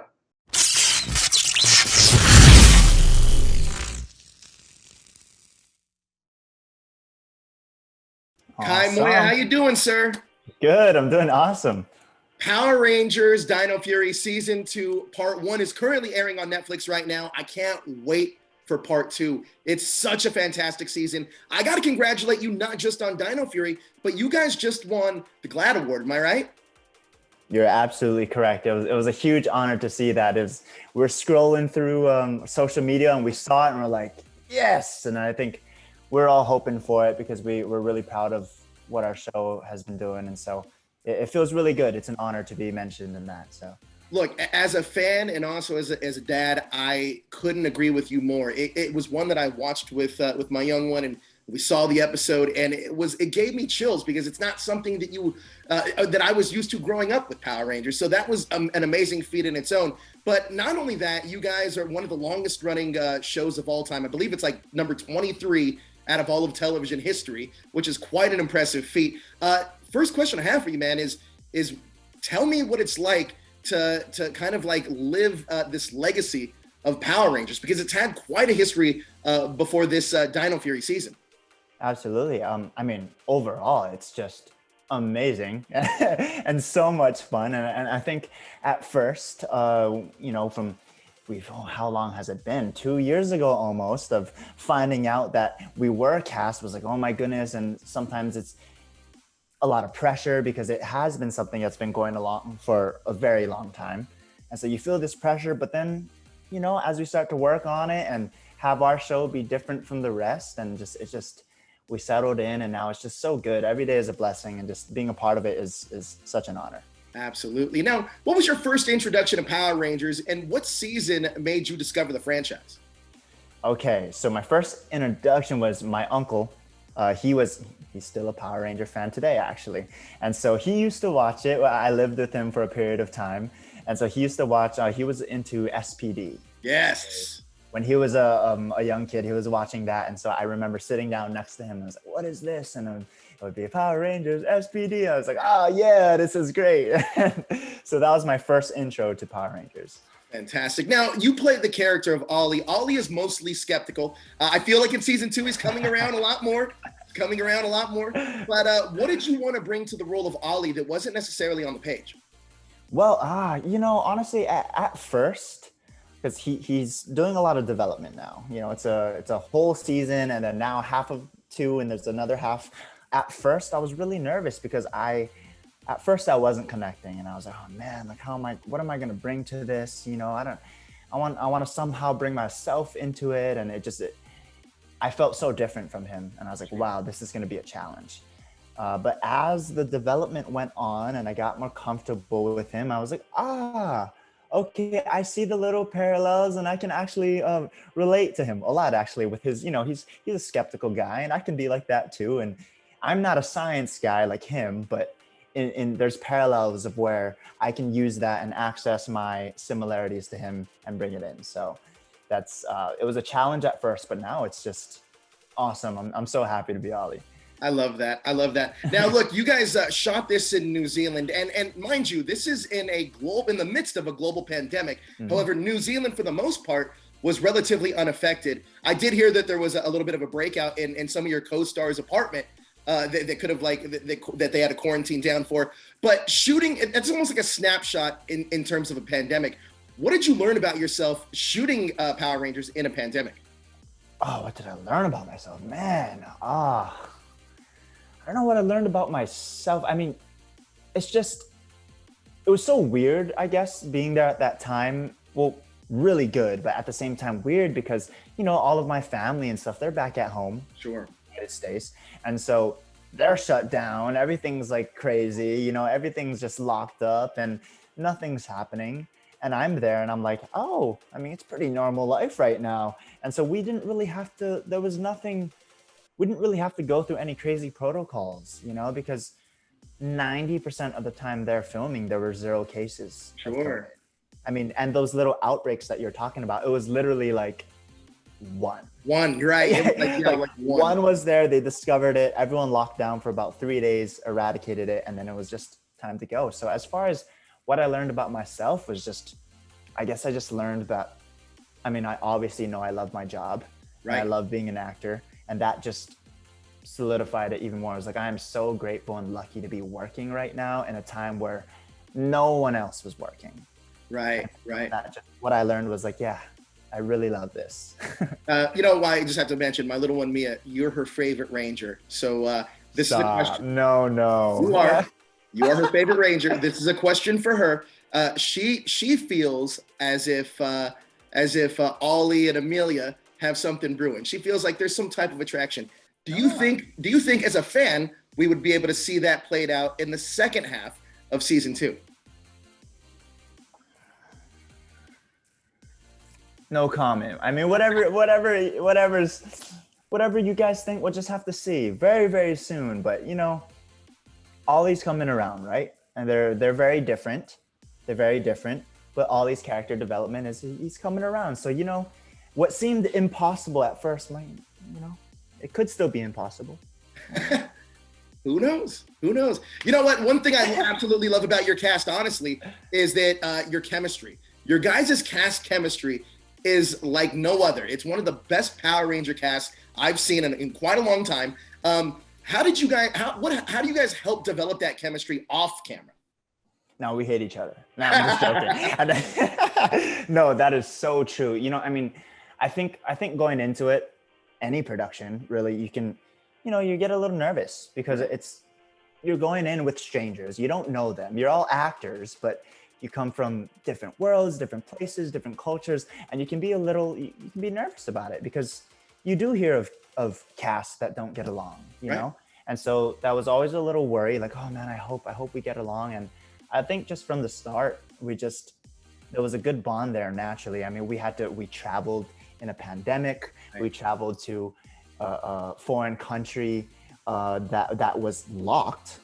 Like we were had this special permission to come in. Right. And so had this special bond of just going there and quarantining and then training and just getting to hang out in such a cool place. It was just, I think we just got really lucky. We didn't really have to do any extra things to help our bond. It was just there. That's amazing. Now, if I'm not mistaken, you guys were there for the duration of your whole shoot. Unlike most seasons where they get a little time to come back to the United States, you guys did not have that luxury. So how do you deal with being months away and coping with the homesickness? Because that is quite a distance. Yeah. You know, personally, I can't speak for anyone else, but for myself, I was totally okay with it. I've been away from home a good amount of times in my life now. And plus New Zealand, man, it's a special place in my heart. You know, I come from a Polynesian culture. I'm born and raised in Honolulu, Hawaii. And so going there New Zealand is more similar to what I'm used to than anywhere else in the United States. And we're part of America. Sure. So it's that's crazy. The foreign country felt more like home to me than any other part in the United States. So I was it was really hard to leave. I was okay. I was I get to explore this land, and that was great. That's amazing, actually. I would have never put those comparisons together, being from Hawaii and then New Zealand. But yeah, that makes sense. They're both like island places. Exactly. Question now, let's talk about Ollie for a second, because I want to talk about the transition Ollie goes through from season 1 to season 2. Talk to me about the character development that we see in Ollie from season 1 to season 2. I know you guys see it. I think we'll just bring up episode 1, season 1, for example. So who is this girl that just shot me with this net and she's into ghosts and hunting and get away from me, you know? From that and throughout season 1 and being a little a little snarky here and there with Amelia and the rest of the team and you guys are so not as smart as me, hurry up, be faster. Just learning to be more considerate. And I think that's starting to play out in season 2, not only being more open-minded, but also just being like, hey, like, I might be really good at this thing, and my friends here, they might not be as quick as me when it comes to like this science and technology and things like that, but they're better than me in other things. Sure. And that's what he's learning now. And so he's definitely becoming a better young man, for sure. You know, I got to talk about Simon Bennett because he's done such a phenomenal job with Dino Fury. It's incredible. And not only that, the writing too. Like I as we were watching it together, me and the little one, I noticed like there's some fun humor in there where I turned my head and I was like, oh, that's a fun joke there. Like it's not something that I quite expected. So just talking about the collaboration process with Simon, can you talk about working with him as a collaborator? My favorite person ever at this moment in time. It's been so good working with him, and he has always been open-minded and really good with my castmates and I, the writers, and all working together, and very considerate about our feelings and thoughts about storyline and a character. And so it's just been so easy. And he's been so supportive, and even during parts where maybe someone is struggling to grasp what's going on, he's always there to help, always. And so it's been awesome. It's incredible. Now, the dust is finally settled. From what I heard at this point now, you've recorded your final bit of ADR for the show. Looking back now and reflecting upon your time as a Power Ranger, what do you think is your favorite episode? Maybe not due to the storyline, but due to circumstances that were happening, whether they be on set or going on around you. My favorite episode. Ooh. Okay. I mean, the first episode, I'll say a different one, but the first episode is very, that one's really special to me. And that's just because we got to do a lot of my favorite things in that one, which fighting and then morphing, and like, it was crazy. You know, we were just surrounded by a bunch of henchmen and they're trying to stab us, and we're just doing all this stuff. So that one will always be up there, top 1 or 2. But I think getting more in there, my favorite episodes come in the second half of season 2. Really? Yeah. That's and obviously I can't really answer your question perfectly with that one, but that. We'll say this then. We'll say this. Up until we get the second half of season 2, your favorite episode up until that point is episode 1. For the memories you've had about working on that episode. Fantastic. Yes. I got to ask this question too. Who had the hardest time learning the morph? Oh no. Okay, I'm sorry. When she hears this. She has a really good excuse. Okay, it was Tessa. But before we get all crazy here, she came in after us, and so she had a lot of pressure, and she had to learn it really fast. Right. But so actually, I guess technically she learned it the quickest, maybe. But right. It was just more like, you could tell she had to work really hard. I guess what you say, she had to work the hardest to get there. So right. It was like, that's what I'm talking about. But as far as that, no, everyone had it. Now, who's the most accident prone on set? Because I've heard different people say different things. You were not one of them. You're not one of the names that have come up amongst your cast, but I have heard Hunter. Wait, who's the most wet? Who's the most wet? The most accident prone. Accident prone.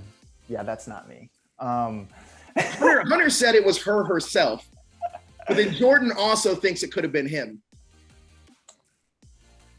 Jordan had some things that he had to do, like some stunt things and funny things that had to be thrown at him, which is funny, but that's part of it. So right. I think Hunter is right. I think Hunter's definitely the most accident prone. She bruises up easily, and if she took like a little fall here, it was like, oh, your knee's gonna turn purple, you know? So it's like, I think she's correct. I think most of us would probably agree.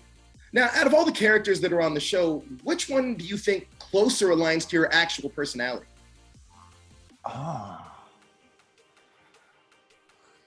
You know, if you asked me this at the beginning, I would have said, no way, Ollie. I would have been, nope, we're not the same at all. But now as Ollie is going more into season 2, we're actually quite similar. We're actually got a lot of parallels, as I said, and I think also part of Zato as well. Just not so much his like, oh my goodness, what's going on Earth, but like his he's kind of like, I guess you could say like a man of few words. I mean, he speaks a lot, but you know, he's more like composed, and his emotions are a little more mature and subtle, and that's more how I am as a person. Did working on Power Rangers, from when you get the job to actually being there and doing it, can you talk to me about expectation versus reality? Because if I'm not mistaken, you guys shot something like 3 episodes every week. It was quite an intense schedule, right? Yeah, it was a very intense schedule. It's a really fast-paced show. So we really go 3, sometimes 4 in one block of shooting. So that's like 10 days. And so as far as expectation, luckily, I knew some people that did the whole Power Ranger thing and went to New Zealand, and they were able to prepare me for what was to come. So as far as what I expected, I came in kind of knowing what the deal was, and it was going to be boom, boom, boom, fast paced, let's go, and really tiring. And so I came in mentally prepared. So everything, I expected it, and I was prepared.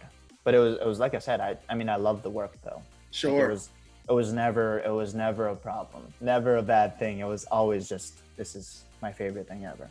You know what? One thing I'll say about Power Rangers is it does not breed lazy actors, because you guys are put through the ringer at such a young age that I feel like it really helps develop work ethic in such a way that you don't really get that experience throughout any other show. Because if I'm not mistaken, you guys learn choreography, you guys are acting, you guys are doing ADR. It's literally like all the steps that you can do in this industry. So I feel that like that type of work ethic is instilled in you with a show like Power Rangers. Am I right? You're so correct. It's everything. It's, you know, because you might enter a show that's like, okay, very drama heavy and everything's very text heavy and drama heavy, no action, right?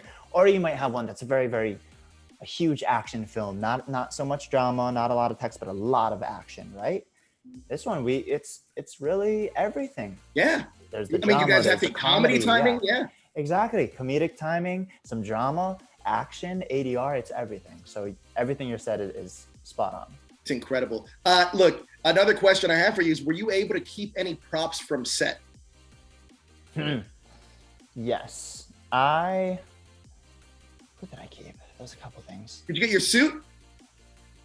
I got my suit. Oh, I got my suit. Yes. So I got that, and also a Dino key. So nice. have some keys, yeah.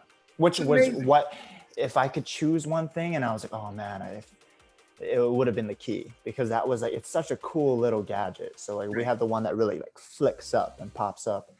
That's awesome. So yeah, the suit and the key, which is, I'd say, the most important things. So that was awesome. That's so cool. Now, what can you tease? I know that you can't say much about season 2.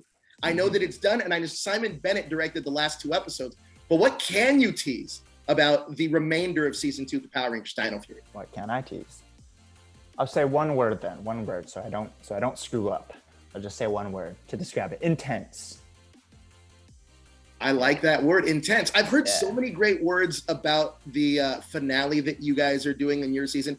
It's been such a strong season, and the crazy thing is, it's on Netflix now. So that means that it's the storytelling is really continual rather than just so serialized. You know what I mean? Rather than how it is by itself. But like, what an amazing season it is so far. What does the benefits of Netflix bring to a show like Power Rangers? I think just being able to watch more at once. Sure. Because I mean, just the fact that it's about 22 minutes, right? And when it was on Nickelodeon, it would end up being a half an hour with the commercials and stuff like that. And you could watch something and you can really have a really awesome episode that you loved and that really ended on this cliffhanger. And you're like, oh man, I gotta wait until Saturday next week, you know? And what if I miss it? What if I can't do it? Then what are you gonna do, right? But Netflix, it was awesome. They drop it in these blocks, and you know, you keep on watching it. You can get more. You can get more at once. And if you want to watch it again, go ahead. Now, you know, you talked earlier about other Rangers giving you advice prior to getting on the show. If you may, what word of advice rang throughout your whole time there from any past Ranger? I'd say the best advice was this is a funny one, but it's a really good advice, is sleep whenever you can. Really? That was given to me by Yoshi, actually. Oh, I love Yoshi. He's such And so he was like, just fine, any moment that you have, just get some shut-eye. And I was like, yeah, that's a really good piece of advice. Has Power Rangers, working on a show like Power Rangers, inspired you to work in any other field of the entertainment since you are doing so much on that show? It has. Well, I always wanted to be pretty action focused, and so I think that just confirmed that is my favorite thing to do.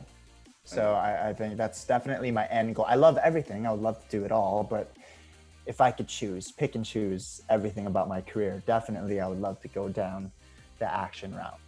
Now, one thing that you guys didn't get the opportunity to do, mainly because we were in the midst of a global pandemic, was that kind of a cast passing of the torch, if you will. Every season usually gets their spot in Morphicon to be introduced by the prior season, and unfortunately, you guys didn't have that luxury. What are the chances that we could see you guys at this year's Morphicon in person with the fans live? Well, the chances, shoot, I have no idea what the chances are. I bet I have no idea, seriously, and I'm not even just saying that. I don't know. I have no idea. I don't know. Where would you like to see Power Rangers go next? As far, like, literally? Yeah, because look, we're on the precipice of the 30th anniversary. I said, it's one of the 23 longest running shows of all time. Where would you like to see the future of Power Rangers go next? Man, that's a hard question, man. I would like it to continue down the path that we are doing, because, obviously we're a part of the franchise, and there's been many Rangers in the past, but I think it's been pretty evident as far as like just seeing discussions online and the Power Ranger Nation on Twitter and things like that. And I think everyone sees a little difference in Dino Fury, Right. And I think that's pretty obvious with what's been going on with it. And I think what I want to see for the future with it is just to kind of continue down what we're paving. Yeah. I think with Simon had full power on this and took it, and I think he took it to the next level. Look, as a fan, I know that it's a show for kids, 100%, but there's layers to this season where even if I'm watching it with a kid, I get enjoyment out of it. And mind you, the shock that I have that Power Rangers, especially your season, it's always been a decently progressive show. It's always been about inclusion. It's always been about, cleaning up the environment and about overcoming through teamwork. But even more so in your season, it really is about inclusion. It's really about acceptance. And the one thing that's cool about this is the relationship we see with the Rangers and their parents, because it's not necessarily all the time ideal. And there are barriers that these teenagers have to get through with their parents. If you had to express what Power Rangers means to you at this point now, since you've been on the show, what does Power Rangers mean to you? Obviously, it holds an even just a very close place to my heart. And not only because of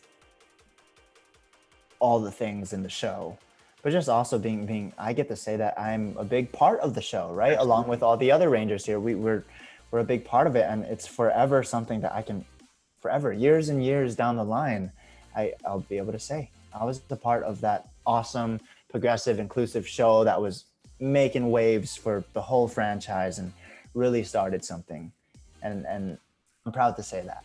And you should be. I mean, it's a great season, a phenomenal season. You guys got a GLAAD award, and you guys are breaking the mold that was already set before you 28 years ago or 29 years ago or whatever it was. So congratulations on that, Kai. Amazing job on this season, and continue to kill it in your career, my friend. You're doing a fantastic job. Thank you so much for your time. I appreciate it, man. Thank you very much. Thank you. Take care.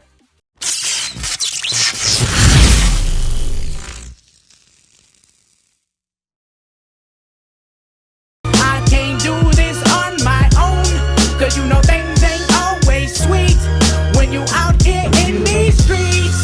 But my morpher, when it morphed, I made a fake one. In Season 1 of Power Rangers Dino Fury, we saw one of the greatest villains of all time, Lord Zedd, return. But instead of the Rangers teaming up with an old crew or coming up with an ultimate weapon to destroy him, Lord Zedd got away and gave us a few hints that he was going to return. Now, we've only have 11 episodes left of Power Rangers Dino Fury for Season 2, and what are the chances that Lord Zedd could return? I know the die-hard fans out there that have been watching this show every week when it was on Nickelodeon and then binged out when it went to Netflix. You guys are the real MVPs, and I know we all want Lord Zedd to return. Today we're going to be talking about the possibilities of Lord Zedd returning and how could we see that, okay? So before Lord Zedd took off, Lord Zedd was talking about his staff. Where is my staff at? If I had my staff, I would squash these Rangers, and then he just takes off. Now, we had a little Easter egg last series in Beast Morphers, and it showed us that they are in possession of a bunch of villain weapons and past Ranger weapons and gadgets, okay? It's actually pretty awesome that they have a whole walk-in closet full of morphers and blasters and weapons from villains. Pretty cool. Now, what are the chances that we could connect the dots and pinpoint Lord Zedd going to Grid Battle Force, okay? Now, in Beast Morphers, they talked about the Beast King X Megazord belonging in Pine Ridge. That's where it resides. That's where it's kept, okay?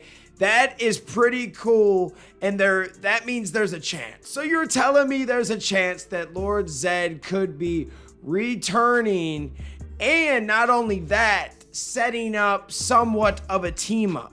Now, for all the fans that think we're gonna get a full Beast Morphers team up, the chances are very slim, guys, to the point where it's probably not gonna happen, because when they were filming this, there was a lot of restrictions, and from what I'm told, when they were halfway done, some of those restrictions were off. They let a lot of those kind of go away. However, were the writers and the producers, did they know that was going to happen, and did they write something just in case? That's the big question, and I don't think so. I honestly think that we are going to get some type of team up, but it's not going to be what we think. I think that we might get some Beast Bots. Maybe we could get Steel. Maybe we could get Commander Shaw. I think she's General Shaw at this point. But I'm thinking that it is going to take some other hands on deck. Maybe we could get, like a FaceTime, a video call from one of the old cast members, from maybe an ally to a past Ranger. But do I think that we are going to get a full-on Power Ranger team up with their suits and Zords, etc.? I just don't think so this year. So how does Lord Zedd come on in? Now, we know Scrozzle could be a really good point. They could say that Lord Zedd found Scrozzle, broke him out of Grid Battle Force, and Scrozzle knows where Morph-X is to help build a Zord, maybe, a Dark Megazord, rebuild Serpentera, and he knows where all of the weapons are. They're right under their noses. Scrozzle would be a great team up, and I believe Campbell Cooley was right on set because he did Slither anyways. So how easy would it be to do Scrozzle's voice? That's a lot of fun. I think that Lord Zedd is coming back, and if he doesn't come back this season, then it almost means that he's going to be the villain in the 30th season. What do you guys think? I want to know in the comments. You guys are the real MVPs. We thank you for watching this content every single day, every week. You guys are what make this channel go, and these programs happen. We love you guys. Let me know what you think in the comments, and we'll see you next time. Peace. Thanks for watching this video. If you like this content, you know what to do. Hit that like, hit that subscribe button, and hit that notification bell. You can also become a member.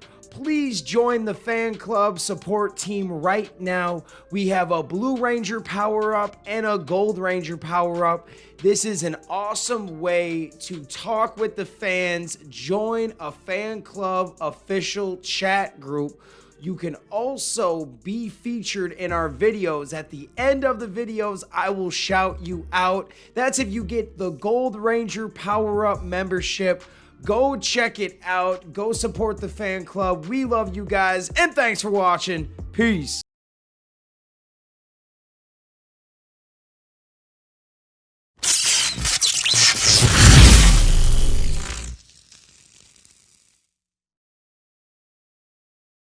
All right, guys, welcome to the Ranger Nation discussion. This week, we're going to be talking about Dino Fury Season 2, what we want to see for the ending. I am joined by Aplusopinions. Adam, thank you very much. You're on this side. Dan from Fan Club. How you doing, Dan? What's going on, everybody? I'm just happy to be here. It's going to be a great night. Yeah, and the elusive Jinsakuu. How you doing, Jin? What up? What up? How you doing? I'm doing well. This is going to be fun, guys. First of all, let me get your opinion. Where are you guys feeling on Dino Fury Season 1 and 2? What are you guys thinking about it so far? That's for any of you. Honestly, I'm digging Season 2 like a lot more than Season 1, I think. I don't know if it's because I binged it all in one night and I'm able to like process all of it, but I'm definitely thinking Season 2 is a much better story-wise. Like, I feel like a lot of the filler is put to the side and a lot of Season 2 focus on the main story. And I really like that. You see a lot of things get wrapped up, a lot of old feuds or a lot of like old issues that certain characters had with each other in Season 1 kind of gets wrapped up pretty early. And normally you see that happen towards the end. So I'm kind of happy. By the way, this is also the first time the four of us have probably ever met. At least this is my first time meeting all of you guys. Yeah. So this definitely is a big first for us. So this is just going to be a free-flowing conversation. I'm sure a lot of people are going to want to know, a lot of people have wanted to see us all in the same room, I'm sure. So look, let me ask you, Adam, what's your opinion so far on Dino Fury? I'm absolutely loving it so far, man. The idea of Simon Bennett a couple weeks ago or months ago, talking about the idea that Dino Fury was built just to be a 22 episode arc. You can kind of tell that when it comes to Season 2, it does feel like they kind of put a lot of that filler in Season 1, but Season 2 has really sort of picked up the momentum. But I really love the way that Season 1 has handled the characters, really established them, allowed us to emotionally get connected to them, and really just kind of seeing them take that next step. The new power-ups really pushing the Void Knight and Void Queen storyline. I think Simon Bennett and the team just continues to build off of what they did with Beast Morphers and just continues to improve, honestly. And Season 2, I really expect the second half to really even take off even further, honestly. But I'm loving what they've created so far, man. I really am. Dan, you've had some great fan theories about Dino Fury, and you've hit us with some good ones about Dino Fury Season 2, Part 2. What are some of the more fun fan theories that you were able to gather? Or have you had fan theories so far that have been correct in Season 2 from Season 1? Kind of. We've had a lot of theories on who Void Knight is and who is he connected to. There's 1,001 theories on how he could be connected to Amelia, how possibly Santara and Tarek could be Amelia's parents. The one thing that I'm so confused about is Rafcon. How do you lose a planet, man? Like, how do you get there? And it's not here anymore. So they got some explaining to do. I've had 1,001 Rafcon theories, and they're all wrong because I just didn't expect it to just not be there anymore. Jin, with all the characters in Dino Fury, obviously coming to an end, are you excited to see one story wrap up more than any of the other ones? I really want to see like more Rafcon. I feel like my boy Zato has been trying to get Rafcon for so long, and every time he gets closer, something else happens. I'm like, let my boy go home, man. Let my boy see his planet, send him a message or something. I feel like Rafcon is like my main thing that I really need to see. And I need my theory to be right. I need Rafcon to be Wakanda, all right? I need Rafcon to be the Wakanda of Power Rangers. I need that theory to come true. So hook your boy up, Simon. Yo, that would be fantastic, right? You imagine Honestly, if right? Rafcon is the Wakanda of Power Rangers? Listen, a bunch of brothers and sisters up there. We got Zato, Ion, you know what I'm saying? We almost there. And if I can just jump on what Jin was talking about when it comes to RAFCON, I got to admit, man, I'm right there with you. There's something about, I keep going back to season 1 and seeing Zato. I think that was with his mom, if I'm not mistaken, in that scene, and just seeing all the emotional attachments he has. Like, I really want to know if the people that he loved are somehow still alive, if his planet is still there. My theory is that it's there. It's just invisible, like a cloaking device, but that's just my theory in regards to it. But I need more RAFCON too, definitely. So there's 11 episodes left, roughly. Do you think that we're going to be able to wrap up everything and satisfy everybody's needs with these next 11 episodes? As for any of you. I mean, I think they already pretty much started. Like the whole thing with Javi and his dad, they pretty much wrapped that up. They pretty much wrapped up Ali and Amelia's feud, where like now they support each other and are not like going at it as much. So I can slowly see them already wrapping things up. If anything, there's only a few more things to be wrapped up. Obviously, we got the big mystery with Lord Zedd or whatnot, but I think 11 episodes, you can do it. I mean, if they haven't started anything yet, then I'd have been like, you know what, maybe not. But since they already started, I can see it finishing. So look, we have to assume that Simon Bennett directed the last 2 episodes, so we do know that. We know that we're for sure going to get a return of Lord Zedd at some point, and we for sure, it seems like we're going to get a return of Mick. So where do you think this all kind of plays out, Dan? You're the fan theory guy. Where do you think this all plays out? Well, another name that I've been hearing that we could be getting General Shaw, the old commander from Beast Morphers 2. Is that a correct thing I'm hearing? Okay, so fan theory is that Lord Zedd needs some power. He gonna break into Grid Battle Force and realize that they have his staff. They have all these weapons. They have the Reanimizer and some villain weapons. Maybe he brings back some old villains. Now, when they were filming this, it was COVID season, so they weren't going to give us a full-on team up with the Beast Morphers, but there is a possibility that maybe we could see some Beast Bots, maybe see Steel in action, maybe see the Commander come back. I don't know if you're going to see a full-on team up. Like, we're not going to see Devin Daniels and Ravi and everyone like that. However, there is a chance that they have the Megazords. They have the weapons. We could get some kind of team up in some way at the end where they're going to need some extra power. And who knows, maybe they grab a bunch of old Ranger weapons to help destroy Zedd. That's a good one. I like that theory a lot. Let me ask you, so this is my first time meeting, and I feel like it's a pretty basic question as you would meet other Power Ranger fans. A, what's your favorite season? And B, what's the season that actually drew you guys into the show? Ooh, okay. So I'm kind of like tied. I battle with myself all the time. It's like In Space and Time Force. They both have like things that just really are just awesome. And I think certain shows and even Power Rangers still generates creativity from to this day. I'll be watching the show and be like, that's totally Power Rangers in space. So that's Time Force for you. And so I was born in 91. I was about 2 or 3 when good old Mighty Morphin came out. And I remember the buzz. I remember people fighting in Kmart over these dang toys. I remember being all upset because they were out of the red and the blue Ranger. I had to get a yellow and a black Ranger, you know, but really the Black Ranger was one of my favorites towards the end. So like everything was meant to happen, but yes, I was one of those OGs that really grew up with the brand. I want to say I stopped watching around SPD Mystic Force. That era was kind of in high school, was too cool for it.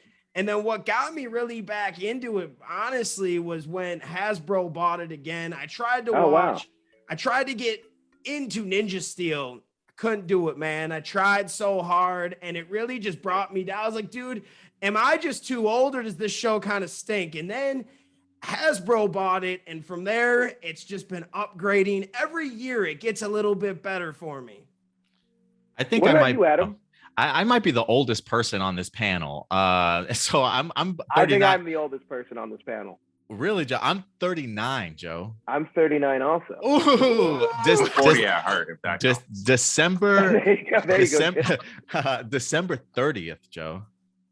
June 5th, next Saturday, next Sunday. Okay, you got me. But I will say this, for me, my entry point was Mighty Morphin Power Rangers.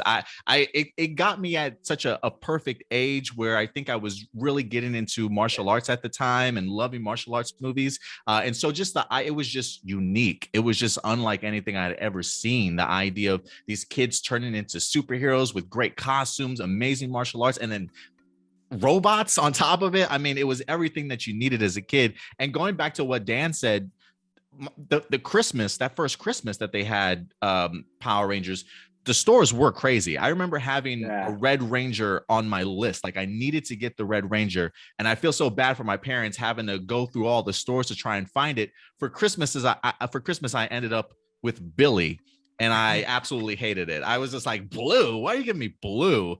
But I definitely fell in love with it come MMPR. But my favorite season is definitely in space. I absolutely love the way that it wrapped up some amazing, just emotional storylines with brothers and sisters and the Zordon sacrifice. I mean, it was everything that I needed, especially growing up after watching these characters for 3, 4, 5 years. To kind of see a finality to it was perfect for me. Yeah, I came in right around that Mighty Morphin was my era too. We grew up in that perfect sweet spot for Power Rangers to become a phenomenon. Jin, where you at, buddy? There you are. First of all, I'm back. Jin, you've been doing a fantastic job with all the scoops and stuff you've been doing. Congratulations on all of that. You've been killing it, my friend. Killing it. But what got you into the show? What was your entry point season, and what's your favorite season? Yeah, so obviously I'm a little younger than you guys, but actually Day of Dumpster was my first part of Power Rangers, only because really? Yeah, it was weird. It was like a VHS tape with the purple sticker on it. I don't know if y'all remember that, but my cousin had the tape in his closet, and I watched it, and I was like, yo, what the hell is this? Because like me, I was watching like Barney, Care Bears and shit. So like going from that and then seeing Power Rangers, I'm like, yo, this is badass, right? And then, I mean, I just watched that tape to death time after time. And then I was like, can I watch this on TV? And my mom was like, yeah, I got you, blah, blah, blah. And then Time Force was on TV. And then that's actually the first season I started catching live weekly. And I think, honestly, after that, I've never missed a Saturday since maybe Ninja Steel, obviously. We've all skipped Ninja Steel, let's be honest. So, like, that's pretty much we should have warned Dan. We should have warned Dan beforehand. Yeah, but yeah, I think good fans. Time Force probably have to be my favorite season, though.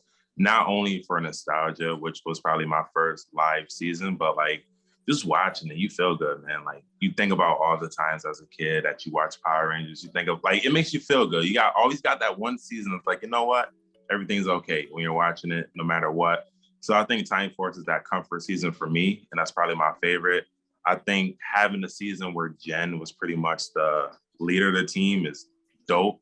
Have like a pink leader. And then, Wes is a great Red Ranger too. Then you got Eric, the Quantum Ranger, just everything about it, right? This is a golden season. So for me, it'll have to be Time Force. But yeah, first entry had to be, thankfully, Day of Dumpster, which started off for me. And yeah, from there on, I've been a fan, man. Well, look, we're coming right around. I guess I don't know. It's going to be any day now, any month now, where we're going to get the end of Power Rangers Dino Fury season 2, which will be streaming exclusively on Netflix. Now that we're finally going to wrap this show down, what are some of the things that you want to see? What are the things that we absolutely have to see? And is there anything, if they don't do it, that would let you down if they didn't do it? Because from everything that I've heard about this finale, it's going to be quite amazing. So I'm curious, what do you guys want from the finale? Honestly, I want to see more civilian fights. I think Me that's too. If I had to make one small like nitpick on Dino Fury, it would be the civilian fights. I think Beast Morphers did a really good job throwing that in there, and I think Dino Fury had a really dope one in the last season finale they did. And I think if they can just do that more often, I think that's all I need from me, at least. I think they're doing a pretty good job so far. So if they finish what they're doing, I don't even need Lord Zedd, honestly. If you want to save him for the 30th or whatever, you do that. You know what I'm saying? That would probably make more sense anyways. But sure. Personally, I just want to see more civilian fights. I want to see, I just want to see them like actually fight. I mean, Who doesn't want to fight? Wait, Jin, do you want to see this season connect to whatever is coming in the 30th anniversary, or do you want to see something completely new going forward? In a way, I kind of feel like it has to connect, only because like Simon Bennett and Hasbro's been doing a good job so far with Beast Morphers, having all the tie-ins, and you got the Morphin Masters tying everything together, you know. So I'm thinking season 30 will make sense from the, I don't know, maybe bring the Morphin Masters over season 30, you know what I'm saying, tie that in, and, you know, Lord Zedd or whatnot. But I mean, yeah, I kind of have to tie in. It'll be kind of odd if it didn't. Dan, what are you looking forward to with this show wrapping up? I mean, it's one of the stronger seasons as well.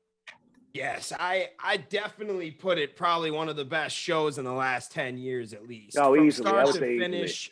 Huge fan of character development and the way that they've developed these characters, and they've given them all kind of something to work on. Even Ion, who hasn't fully, like, he hasn't gotten 100% the full story and development yet, but even he's a guy that I say is probably the strongest Ranger, but he's the guy chilling, eating chips while everybody is training and working out and stuff. So they all have something that they need to work on and get better. And the character development is just amazing. Ali, my favorite character. Everyone hated him first season. I'm like, you know what? He's kind of an a-hole. He reminds me of some of my friends. Like that's like that fun-loving jerk that pushes you and kind of thinks they're better, but really when it comes down to it, they're not a bad person. They're just kind of like that. You know, we all have those people in our corner. Now Ali's softening up. I really just want to see them tie all these ends together. Now, see, with Lord Zedd, I feel like you almost have to bring him back just because the Green Morphin Master literally freed Ion to handle Lord Zedd. They literally said that, hey, we need your help to stop Lord Zedd, and he hasn't even met Lord Zedd yet. So it would be weird if they just didn't bring him back, and that would mean that you would have to have Zedd and the Gold Ranger in the 30th anniversary then, right? So as long as they tie everything up that kind of makes sense, I'm cool with it. And then my last thing is I really do want to see Ali and Amelia be a couple. I think that they've been teasing it throughout the whole season at 1 and 2, and now like Ali, you can tell like he's falling, like he's about to risk it all for Amelia one time, and it could get him into trouble. I'm excited to see what these last 11 episodes do, and even if it doesn't happen, it's still kind of something that we're going to talk about for years to come. You know, speaking of Ninja Steel, I think that was one of the missed opportunities, not having the Sarah and Preston relationship kind of play out. Adam, I got to ask you now, because there's so much emphasis on Tarek and the Void Queen. Do you think that the fan theory is correct? Is that Amelia's parents? Man, I've been going back and forth in regards to this. There's a part of me that wants to say yes, but I've really been pushing the idea of no, just because I feel like they've really kind of skirted around it this season. The one thing that does kind of jump out at me, though, in regards to that is what is Void Queen's motivation to want to get revenge against the humans. And I'm trying to figure out where that motivation comes from. And one of the theories that we've been posting on A Plus More Phenomenal was the idea that maybe Amelia was taken from them. Like maybe she was their kid at some particular point in time. Maybe they were taken or separated and she found out what happened. And that's where her pushback is coming from. But it does make me scratch my head in the sense of, why doesn't Void Knight have that same oomph to try and get his daughter back too, you know? So that's one of the theories that I've been seeing floating around. So I'm kind of on the fence right now. I will say one of the things that I do hope that they reveal this season, or at least answer, I do think there's a bigger picture there for Area 62, with all the little hints that we've seen of the downed Jeep in this season. Also the reference of Pop having worked there as well. There does feel like there's more behind Area 62 than they're revealing, but I would definitely love to see that. But yeah, I don't know what's going on with Amelia, man, and Santora along with Tarek as of right now. Let's throw some speculation out there, Jin. Let's talk about this for a second. What are the chances that there's a Dino Fury season 3? Ooh. I'm going to I feel say that there's it's supposed more to be a live stream, just you and I, just seeing how much super chat we can get based on Power Rangers. I think would be a lot of fun. Listen, I've been getting in trouble a lot lately, actually. Especially the way I say certain things and word certain things. So I've been yelled at and told I need some social media training. So I'm working on that at the moment. But I will say you're doing a great job, man. Thank you. It's more likely for the Dino Fury cast to be a part of whatever celebration that they have for season 30, rather than have a solid season 3 for Dino Fury. I think obviously the Rangers got contracts where they're still, for like, I don't know, the 2 to 3 year contract they got going on. So that's still a thing, but I don't know. I think they have their plate full at the moment with what they have planned out. But if everything, falls apart and shit don't work out, then maybe, you know what I'm saying? We still got those as a backup plan, but I think as of right now, I think they're better off as cameos. It would even be, it would be kind of weird too. I would love to see it, but some of these characters are kind of wrapping up. It does feel like we're getting some conclusions. So it wouldn't seem like it would lend itself to a season 3, but who knows? Maybe they could pass the power on. A big Dino team up could happen. Who knows? Dan, let's talk about this for a second. So we absolutely do have to get Lord Zedd back. I completely agree with you. Is there anything that you think that they can do in the second half of season 2 that would absolutely shock you? Obviously, besides like killing a ranger or something. So first, you got to break out Scrozzle, okay? First thing we got to do is get Scrozzle out that jam, okay? You feel me? Once we get him out, you get your Zords. Dude, honestly, call me crazy. Let's bring Rita back. Come on now. Let's bring a throwback. Let's bring a villain, since we know we're not going to get a major team up with the suits of like Beast Morphers or any of the old seasons.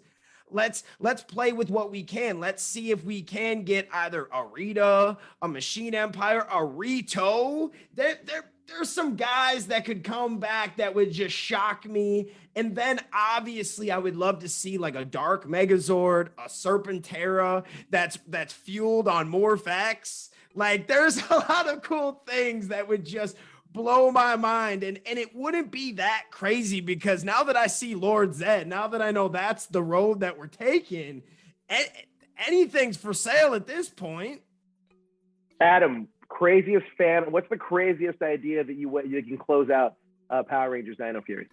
First, can I just jump on what Dan is saying real quick? Absolutely. Because you're hyping me up, Dan, about this return of Lord Zedd. When you picture the idea of him teaming up with Scrozzle, I don't know why in my head I'm picturing like a Daredevil hallway scene. It's just like one shot of Lord Zedd just going through Grid Battle Force to go ahead and rescue Scrozzle and get some weapons and bounce out of there. I would love to see something like that, honestly, man. Yeah, it's like the Darth Vader scene from Rogue One. Yes.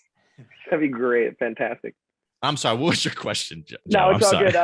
If you had a fan theory, like what's the craziest theory that you think would happen here in Dino Fury Part 2 of Season 2? The craziest fan theory, I've one of the theories I've always had is Mick coming back to be the dark, the brown knight instead of Tarek maybe getting that bronze armor.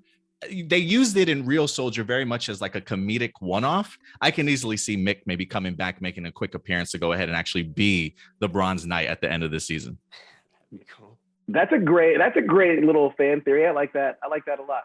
Well, look, let me ask you guys this, because Dino Fury, I personally think it's been hitting on all notes a lot harder than like you had said, Dan, than the last 10 years. I would say that like this is one of the better seasons that we've gotten in a long time. I want to talk about Simon Bennett for a second, because it does seem like he has such a good grasp on Power Rangers, but not just Power Rangers, but it seems like he knows where he wants to go in the future. Is Simon Bennett that you want to see? Is he the person you want to see continue on with this franchise, whether it be through other Super Sentai adaptations, something completely original, or even helming this 30th anniversary special himself? Is he somebody that you want attached to the franchise going forward to the future? Jim, we'll start with you on that one. Honestly, I'm kind of digging the whole idea of just like rebooting the whole universe and starting fresh. I think bringing in new writers, new talents. I think Jin, the with, thing that Power what do you think the Rangers- tone with that? With rebooting it fresh, would you change the tone up and make it like? Would you age up the audience as well?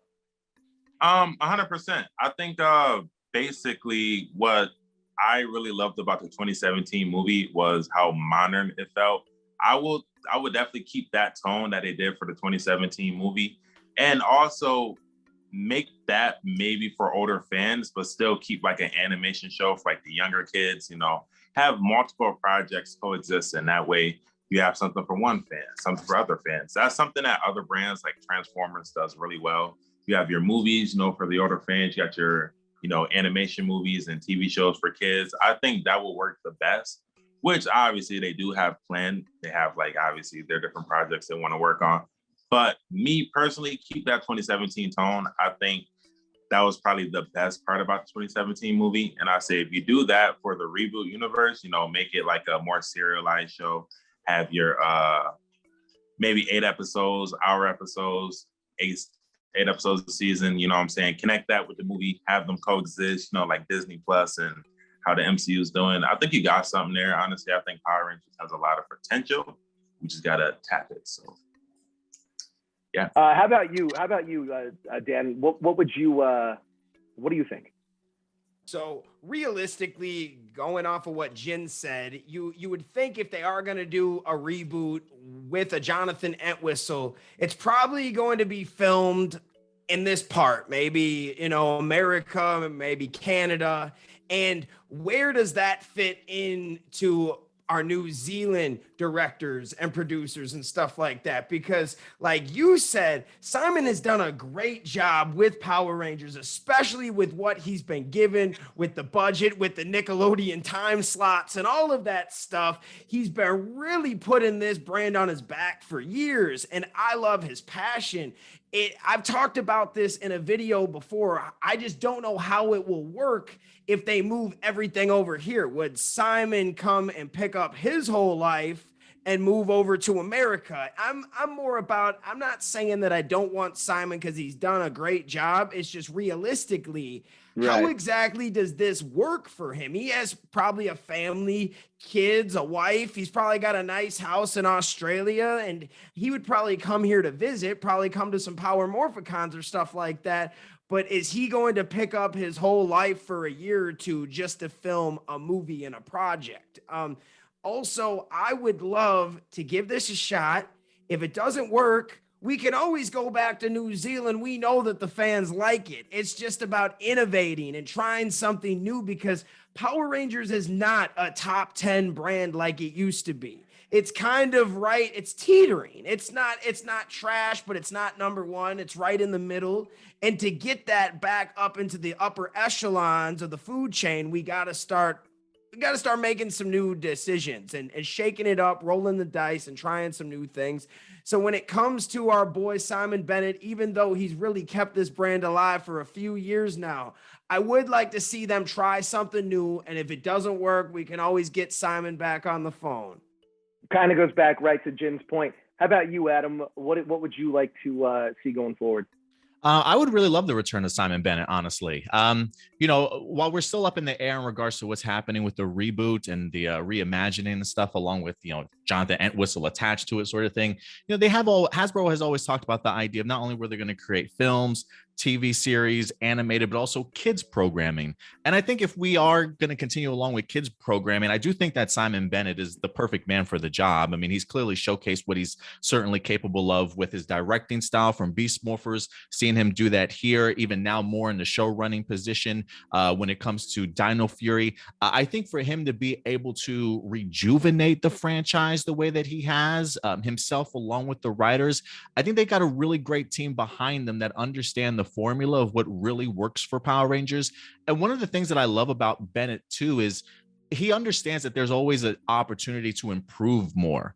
And one of the things I've always wanted to ask him is the idea, like, if you had the opportunity to come back for Power Rangers, what changes to the formula would you make? You know, is there anything outside the box that you would like to introduce to Power Rangers?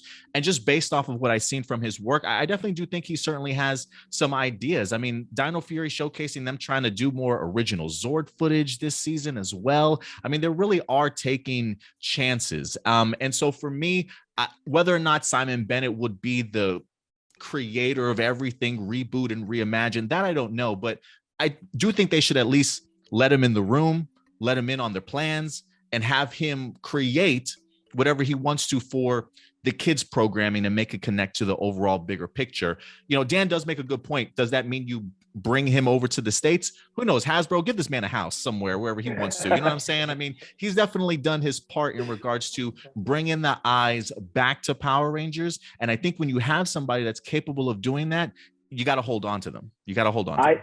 I 100% agree with you. And I think that, like, you guys hit it right on the head, that I think Power Rangers now, look, we've been watching the show for a very long time. And I think now we're starting to finally get good comic books, right? So we're finally getting Power Rangers in another medium that's presented well. But now I want to see it also expand. I mean, you're completely right, Jin. The 2017 movie, at least story-wise, was pretty good. You know, if we were continue to move in that direction in tone, I think we would have seen some magic there. But, you know, hopefully we can get back there. And I think the show, like, for kids, this show currently is good. And we look, I'd love to have an anime and an animation, a kids animation, an anime, have it all. Power Rangers for 2023. I mean, I really hope they go all out. I'm talking video games, more board games, more figures. We'd love to see it all. But look, I think this is going to do it for us with this Dino Fury chat. We pushed it as far as we can go. Jin, where can everybody find you on social media when they're not yelling at you? By the way, you do great work. They should stop yelling at you. You're putting out some good stuff, my friend. Yeah, you can find me on Twitter at Jinsakuu, Jinsakuu, Jinsakuu, and yeah, that's where I'm at. We got to do another one of these where we could talk about how the 2017 movie was actually good and prove the fans wrong. I feel like that's a hot let's debated do it, topic. man. Let's do it. Adam, where can everybody find you, my friend? If you want to find me on social media, you can find me at Aplusopinions. And then we also have ourselves a YouTube channel. Unfortunately, I am shutting down A+ More Phenomenal here in like a week or two. But if you do want to follow me for more Power Ranger talk along with Marvel and DC, hit me up on our YouTube channel, A+ Hero Report. Dan, the Fan Club. Where can everybody find you, buddy? Yeah, go check us out on Facebook, Instagram, and YouTube, The Fan Club. We're making daily content. We love to talk with the fans. Just come on by, share a view with us. It's a good time. Yes, and hopefully we'll get you guys all back for another Ranger Nation discussion. There's a lot of hot topics I'm sure we can all talk about and push some Ranger Nation buttons. But that's going to do it for us here at the Ranger Wrap-Up, guys. Thank you guys so much for joining us, and thank you in the chat. That's going to do it for us. Please hit that like, share, and subscribe button. Stay up to date with everything trending in geek pop culture.